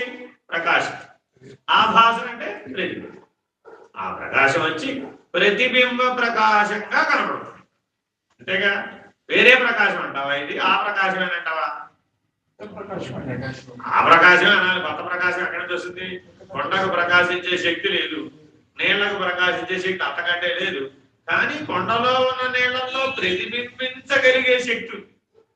ప్రకాశించగలిగే శక్తి లేదు కానీ ప్రతిబింబించగలిగే శక్తి ఉందా లేదా? ఇప్పుడు మరి ఆ తత్తి యొక్క ప్రకాశం ఈ త్వం యొక్క ప్రకాశంగా కనబడుతుంది. కొండ నీళ్లు ఉంటే అంతే కదా.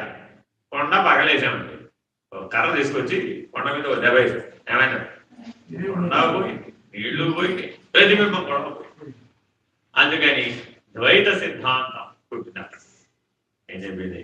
నువ్వు పోతే పమ్ము లేదు, ఇంకా తత్తుతో గొడవ లేదు, ఏ సమస్య లేదు నీకు.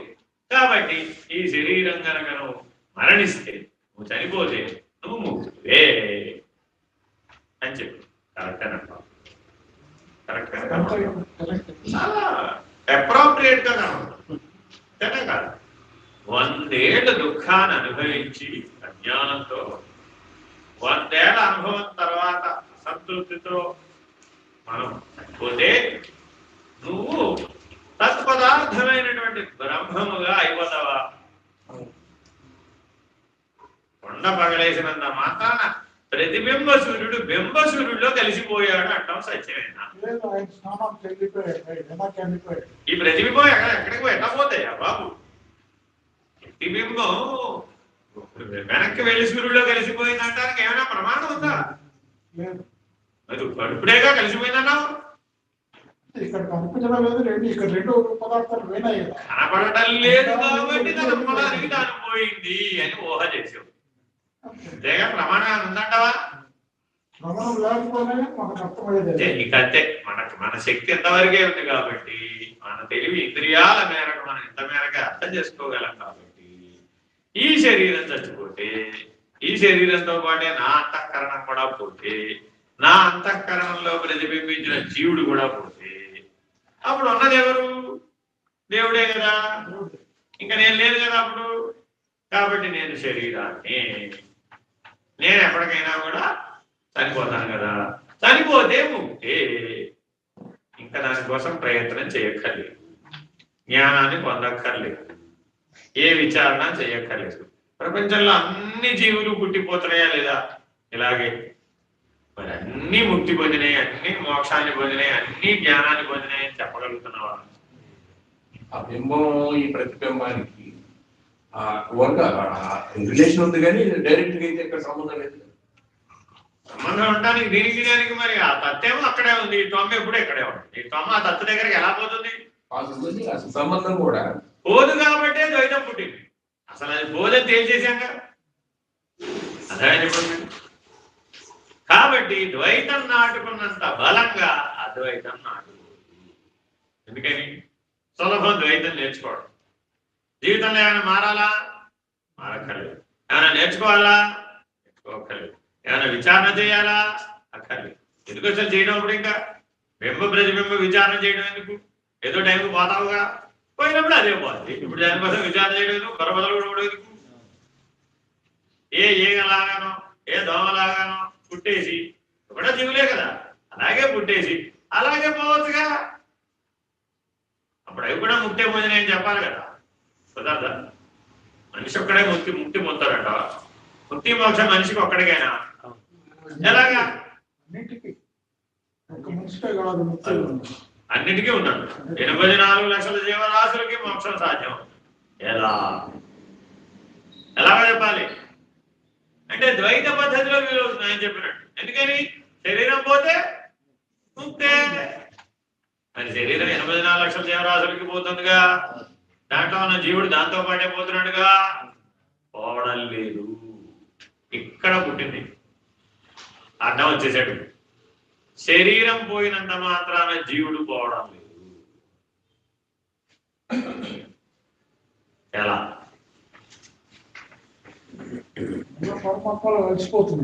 ఎక్కడ కలవడం లేదు. కలిస్తే ముక్తే, కలవడం లేదుగా. ఇంకో శరీరంతో వస్తున్నావట. ఈ శరీరం పోయిందయ్యా, ఇంకో శరీరం తెచ్చుకుంటున్నావట. ఇంకో కొండ తెచ్చుకుంటున్నావట. మళ్ళా కొండలో నీళ్ళు ఉంటాయి కదా, మరి మళ్ళా ప్రతిబింబం వస్తుందిగా. మరి ఇప్పుడు పోయింది అక్కడ. పరమాత్మలో లయం అయిపోవాలిగా. ఈ ప్రతిబింబం బింబంలో లయం అయిపోతేనే కదా ముక్తి. బింబమే ఉండాలి, ప్రతిబింబం ఎప్పుడు ఉండకూడదు. ముక్తి అంటే అర్థం ఏంటి? ఎప్పుడూ బింబమే ఉండాలి, ప్రతిబింబం లేదని నిరూపించాలి. ఎప్పుడు బింబమే ఉండాలి, ప్రతిబింబం లేదని నిరూపించాలి. అలా నిరూపిస్తే కొండ ఉండగానే ముక్తుడు. కొండ పగలే ఎక్కడ. ప్రతిబింబం లేనిదని నిరూపిస్తే సరిపోయేదానికి కొండ పగలేయడం ఉంది కదా. తెలివి వాడి ప్రతిబింబం లేనిదని నిరూపించలేమంటావా? నిరూపించగలుగుతాం. ఉదాహరణ చెప్తారు. అదే కొండ నీళ్లు బయట ఉన్నాయ్యా, రాత్రి అయిందయ్యా, ఏది నీ ప్రతిబింబం? ఇప్పుడు బింబం లేదంటవా, ప్రతిబింబం లేదంటవా? ఎందుకు లేదు? ఉండాలి కదా మరి లెక్క ప్రకారం. చీకట్లో నీళ్లు కుండ ఉన్నాయి, రెండిట్లో కనిపించడం లేదు. కనబడితేనే ఉందంటావు, కనబడకపోతే లేదంటావు. అందుకనే సూర్యుడు లేదంటావు. రాత్రి అయితే సూర్యుడు లేదని ఎందుకు అంటున్నావు? కాబట్టి బింబం ఎప్పుడూ ఉన్నది, ప్రతిబింబం ఒకప్పుడు మాత్రమే ఉంది. ప్రతిబింబ లక్షణం ఏమిటి? ఇప్పుడు ఒకప్పుడు మాత్రమే ఉంది. బింబ లక్షణం ఏమిటి? ఇప్పుడు ఉన్నది. ప్రతిబింబం ఒకప్పుడు మాత్రమే ఉంది అంటే సంస్కృతంలో చెబుతున్నాం తత్కాలవత్. దాన్ని ఏమంటారు? తత్కాలవత్. చిన్నప్పుడు ఊగావా లేదా?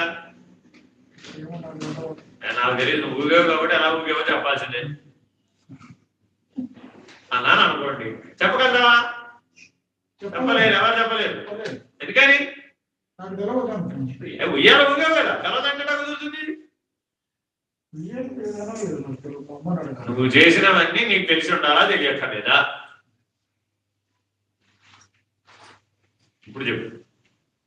ఇంద్రియాలతో చేసినవన్నీ నాకు తెలుసు, నేను నిర్ణయం చేయగలను అంటున్నావు కదా, నేను చెబుతున్నావు.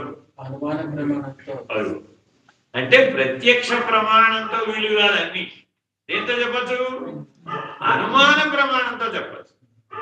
ఉంటానంటే బాగానే ఉంటుంది అని అనుమాన ప్రమాణంతో చెప్పవచ్చు. కానీ ప్రత్యక్ష ప్రమాణంగా నీ జ్ఞాపకం నుంచి చెప్పుతున్నావు అంటే చెప్పగలవా? చెప్పలేవు. మా పిల్లాడు ఊపేనయ్యా, వాడు హాయిగా నిద్రపోయాడు. మా మనవాడిని ఊపేనయ్యా, వాడు హాయిగా నిద్రపోయాడు. నన్ను కూడా ఊపే ఉంటానయ్యా బాబు, నేను కూడా హాయిగా నిద్రపోయాడు. అంతేనే కదా. ఈ ప్రత్యక్ష ప్రమాణాన్ని అనుసరించి అనుమాన ప్రమాణం పరోక్ష పద్ధతిగా చెప్పాం. రెండో పద్ధతి ఏంటి ఇప్పుడు? పరోక్ష పద్ధతిగా చెప్పాం. కారు డ్రైవర్ ఉన్నాడండి, 4 చక్రాలు కనబడితేనే నేను నడుపుతాను అన్నాడు. ఎప్పటికైనా నడుపుతానంటారు? కనబడితే కనబడుగా. డ్రైవర్కి 4 చక్రాలు కనబడదు. 4 చక్రాలని ఊహించాల్సిందే, పరోక్ష పద్ధతిగా తెలుసుకోవాల్సిందే. అంతేనా కాదు? నీకు వెనకాల వీపు మీద గడ్డ వచ్చిందయ్యా, నాకు కనబడితేనే నేను ఒప్పుకుంటాను అన్నాను అనుకోండి, ఏమైంది? కనబడుతుంది ఎప్పటికైనా? ఎలా కనబడ్డావు? నీ కళ్ళు వెనక్కి తిరగలేవు, ఆ వీపు ముందుకు రాదు. ఎలా?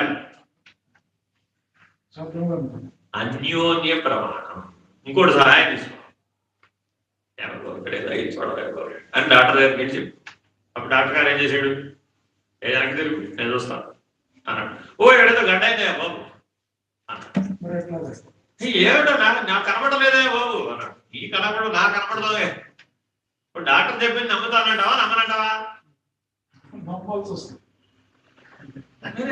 నాకేం నొప్పలేదు.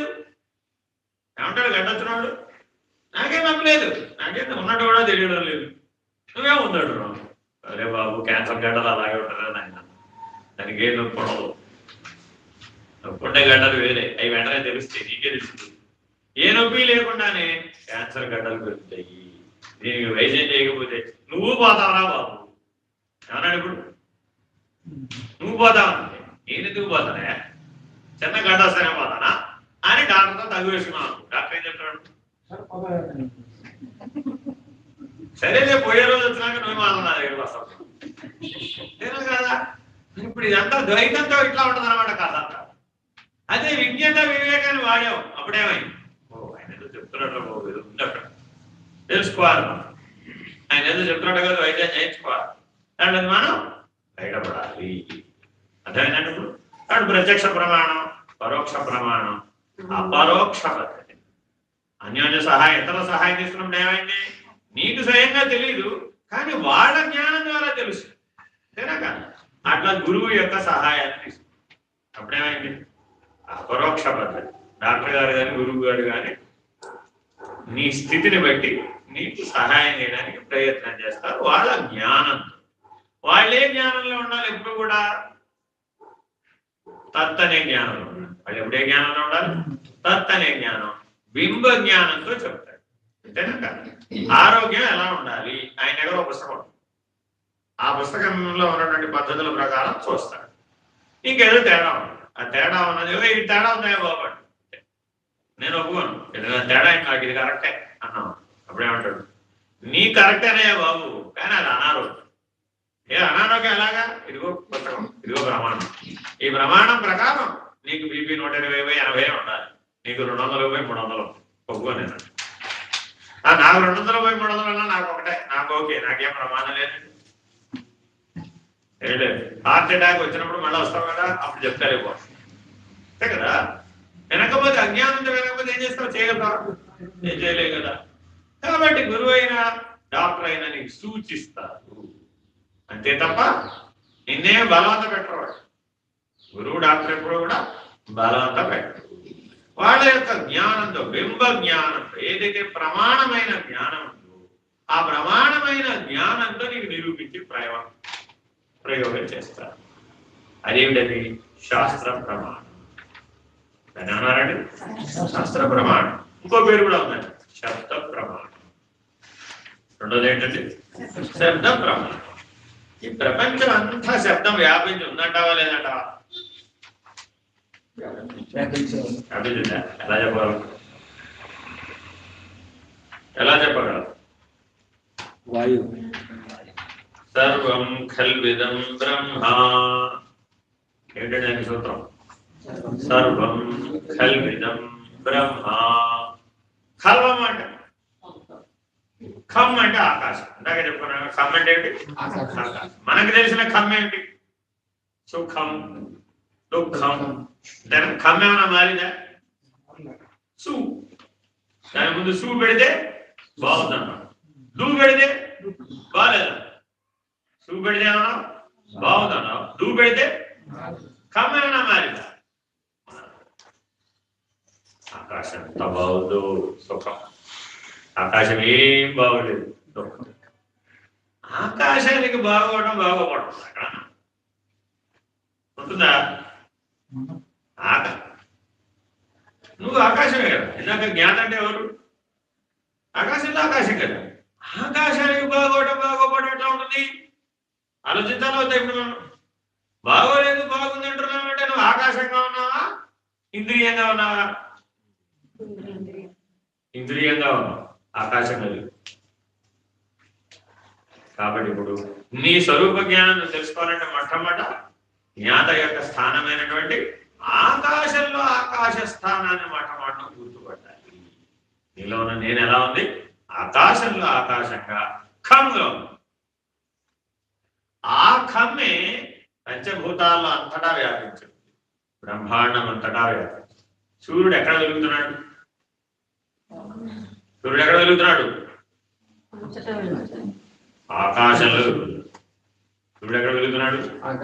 ఆకాశంలో వెలుగుతున్నాడు. చంద్రుడు ఎక్కడ వెలుగుతున్నాడు?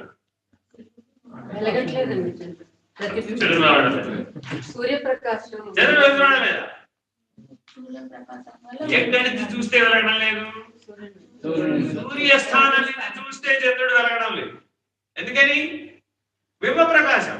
అప్పుడు ప్రతిబింబ ప్రకాశం లేదు, కనబడలేదు. భూమి మీద నుంచి చూసాం, అప్పుడేమై సూర్యుడు కనబడ్డాడు, చంద్రుడు కనబడ్డాడు. ఎప్పుడైతే ఇంద్రియాలు నేను, శరీరం నేను, ఈ భూమి నేను, ఈ అహంకారం నేను అనే భూ పంచకం ఎన్నే ఉంది? పృథ్వీ పంచకం. ఇలా ఏముంది? పృథ్వీ కథము నిలువు అడ్డం ఒకటి ఉంటుంది.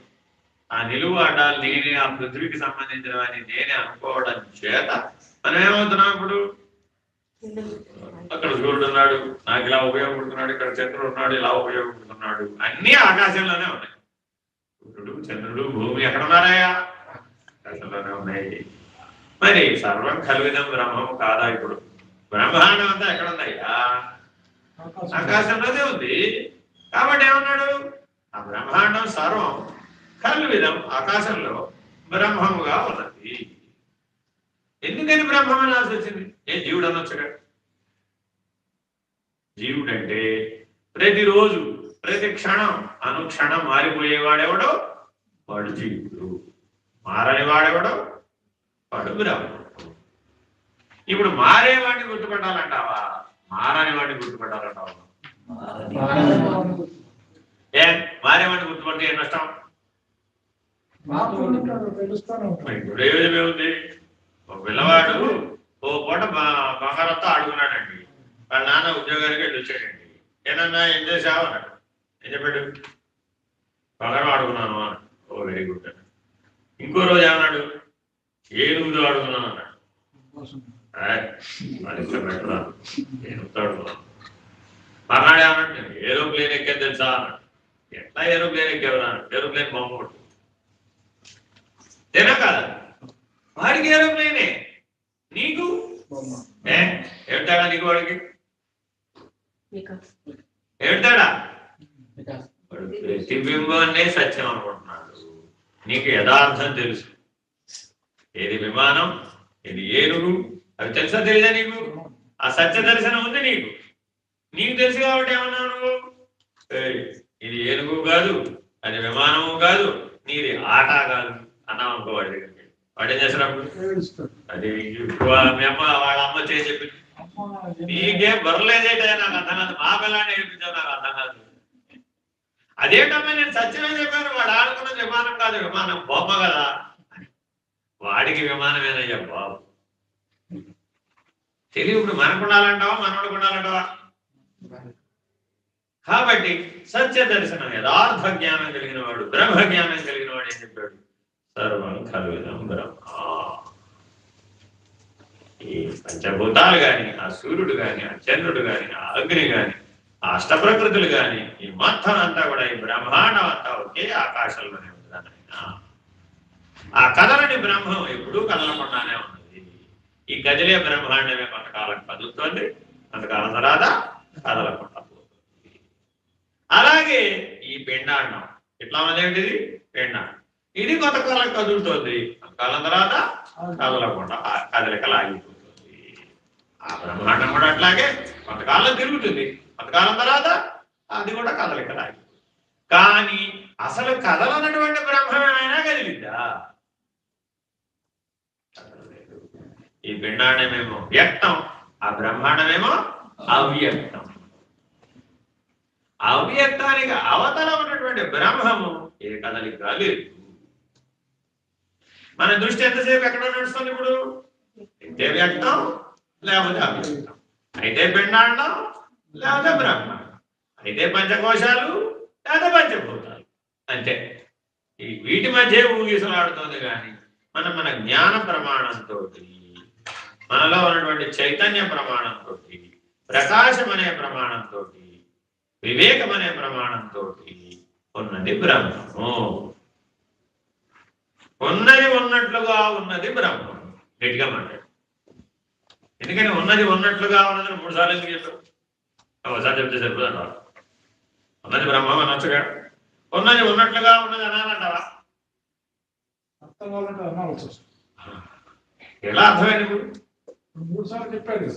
3 సార్లు చెప్తే ఖాయనండి బాబు. తస్మాత్ జాగ్రత్త జాగ్రత్త జాగ్రత్త, ఓం శాంతి శాంతి శాంతి. 3 సార్లు చెప్పాడంటే ఖాయం. జ్ఞానం భయమవుతుంది. దృఢీకరణ. నేనేమన్నారు? దృఢీకరణ. దృఢంగా చెప్పాడండి. అప్పుడు నీకే జ్ఞానం ఆరూఢమైంది. ఏమైనప్పుడు బింబమే సత్యము, ప్రతిబింబం అసత్యం. ముమ్మాటికి అసత్యం అండి బాబు. ఎన్నిసార్లకి అసత్యం? ముమ్మాటికి అసత్యం. ఏమిటి ముమ్మాటికి అంటే? 3 సార్లు చెప్పాడు కదా. ముమ్మాటికి అసత్యం, అది ముమ్మాటికి సత్యం. ఇప్పుడు చెప్పినట్టుగా ప్రతిబింబము బింబము రెండు. అంటే నువ్వు ఏది చెప్పినా 3 చెప్తావు కదా. మెలకువ, కళ, నిద్ర, స్థూల శరీరం, సూక్ష్మ శరీరం, కారణ శరీరం, ఇంకా సత్వగుణం, రజోగుణం, తమోగుణం, ఇంకా 3 చెప్పాలి. శరీరత్రయం, దేహత్రయం, తాపత్రయం.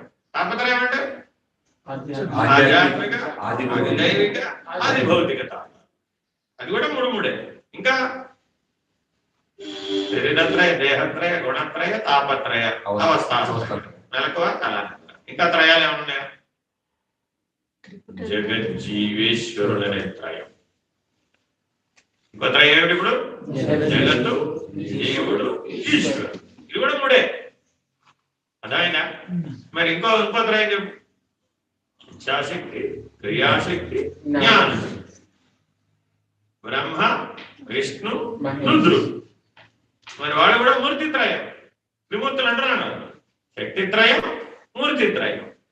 మరి ఈ 3 చెప్పిన దానికి దేనికైనా ముమ్మాటికి ఇదే నిజం పో అన్నాడా లేదా?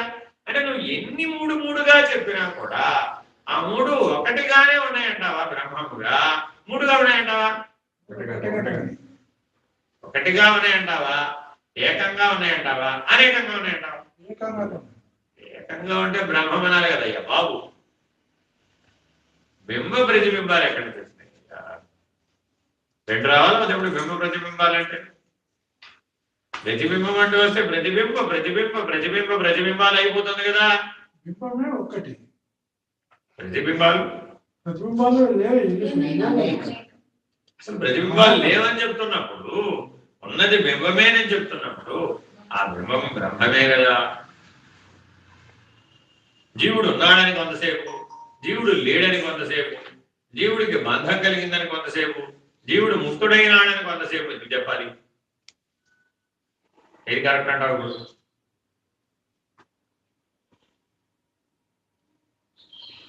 ఉన్నది బ్రహ్మమని ఒప్పుకున్న వాడికి వాడు ఇప్పుడు ముక్తుడే. వాడికి శోకం లేదు, బంధం లేదు, బరువు లేదు, కర్తవ్యం లేదు, ఏ కారణం లేదు. ఏ లెక్క చెప్పినా నీ ప్రతిబింబానికి కదా మనం చెప్పింది. ఈ ప్రతిబింబానికి చెప్పిన ఏ లెక్కలో కూడా ఆ బింబానికి లేదు. సూర్యుడు వృద్ధుడు అవుతానంటావు లేదట?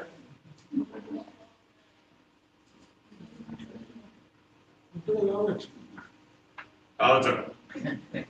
ఎలా అవుతాడే? నీలాగా శరీరం ఉందండి కదా. అది కూడా ఆకారం అంటున్నారు సైంటిస్ట్. ఉన్నాయ్యా. వృద్ధాప్యం ఎలా వస్తుంది? వృద్ధాప్యం ఉండాలంటే బాల్యం ఉండాలి కదా. నీలాగానే బాల్య యవ్వన కౌమార వృద్ధాప్యాలు సూర్యుడు కూడా పెట్టేవా ఇప్పుడు? ఏమో ఈ శాస్త్రవేత్తలు ఏం చేస్తారు ఆయన సంగతి నీకు నీ సంగతి చెప్పు. ప్రకాశానికి బాల్య యవ్వన కౌమార వృద్ధాప్యాలు ఉంటాయా ఎక్కడైనా? శరీరానికి వాటిని అనుభవించే జీవుడికి ఉంటుంది. ప్రతిబింబాలకు ఉంటాయి కానీ బింబానికి ఏ రకమైన మార్పు లేదు, పరిణామం కూడా లేదు. కర్మ పరిధిలో, ఏ పరిధిలో? కానీ మరి బ్రహ్మాండం కాల పరిధి కదా. నీకు రోజులు సంవత్సరాలు నెలలు దేని బట్టి లెక్క చెప్తున్నాం? భూమి సూర్యుడు చుట్టూతా తిరిగేటటువంటి సమయాన్ని బట్టి నీకు లెక్క కట్టావు మరి. కాబట్టి ఆ బ్రహ్మాండం పరిణామం అంతా కాలచక్ర పరిధి, ఈ పిండాండం పరిణామం అంతా కర్మచక్ర పరిధి. ఈ కర్మచక్రంలోని దాటామనుకోండి జ్ఞానంతో, అప్పుడు ఈ కర్మచక్రం అనే బంధం లేదుగా. ఆ బ్రహ్మాండ జ్ఞానాన్ని తెలుసుకున్నామండి, ఆ జ్ఞానంతో ఈ పిండాండంలో వ్యవహరించామండి. అప్పుడు మనకి సమత్వమే ఉంటుందంటావా విషమత్వం ఉంటుందంటావా? అంతా సమానంగా కనబడుతుందంట. సూర్యస్థానం నుంచి చూడడం అలవాటు చేసుకున్నామండి, అప్పుడు కూడా మనకి తేడాలు పాడాలు కనబడతాయి. శరీరంలో చూస్తే అంతా తేడాగా కనబడుతుంది, సూర్యస్థానం నుంచి చూస్తే అంతా సమదర్శనమే, అంతా స్వరూప జ్ఞానమే. విషయ జ్ఞానమా స్వరూప జ్ఞానమా? ఇప్పుడు స్వరూప జ్ఞానం. అదే శరీరంలో చూస్తే విషయ జ్ఞానం. ఇంద్రియాలు ఎప్పుడు విషయాలతోనే ప్రవర్తిస్తూ ఉంటాయి. కాబట్టి ఈ విషయ జ్ఞానాన్ని, ఈ వ్యవహార జ్ఞానాన్ని సత్యం అనుకోవడం కరెక్ట్ అంటావా? ఆ స్వరూప జ్ఞానాన్ని పొందాలంటావా? బింబానికి సంబంధించిన స్వరూప జ్ఞానాన్ని పొందడమే సరైన పద్ధతి అని మొదటి శ్లోకం చెప్తారు. హరి ఓం శ్రీ గురుభ్యో నమః. హరి ఓం. పూర్ణమద పూర్ణమిదం పూర్ణాత్ పూర్ణముదచ్యతే పూర్ణస్య పూర్ణమాదాయ పూర్ణమేవాశిష్యతే. ఓం తత్సత్. ఓం శాంతి. హరి ఓం శ్రీ గురుభ్యో నమః. హరి ఓం. నారాయణ.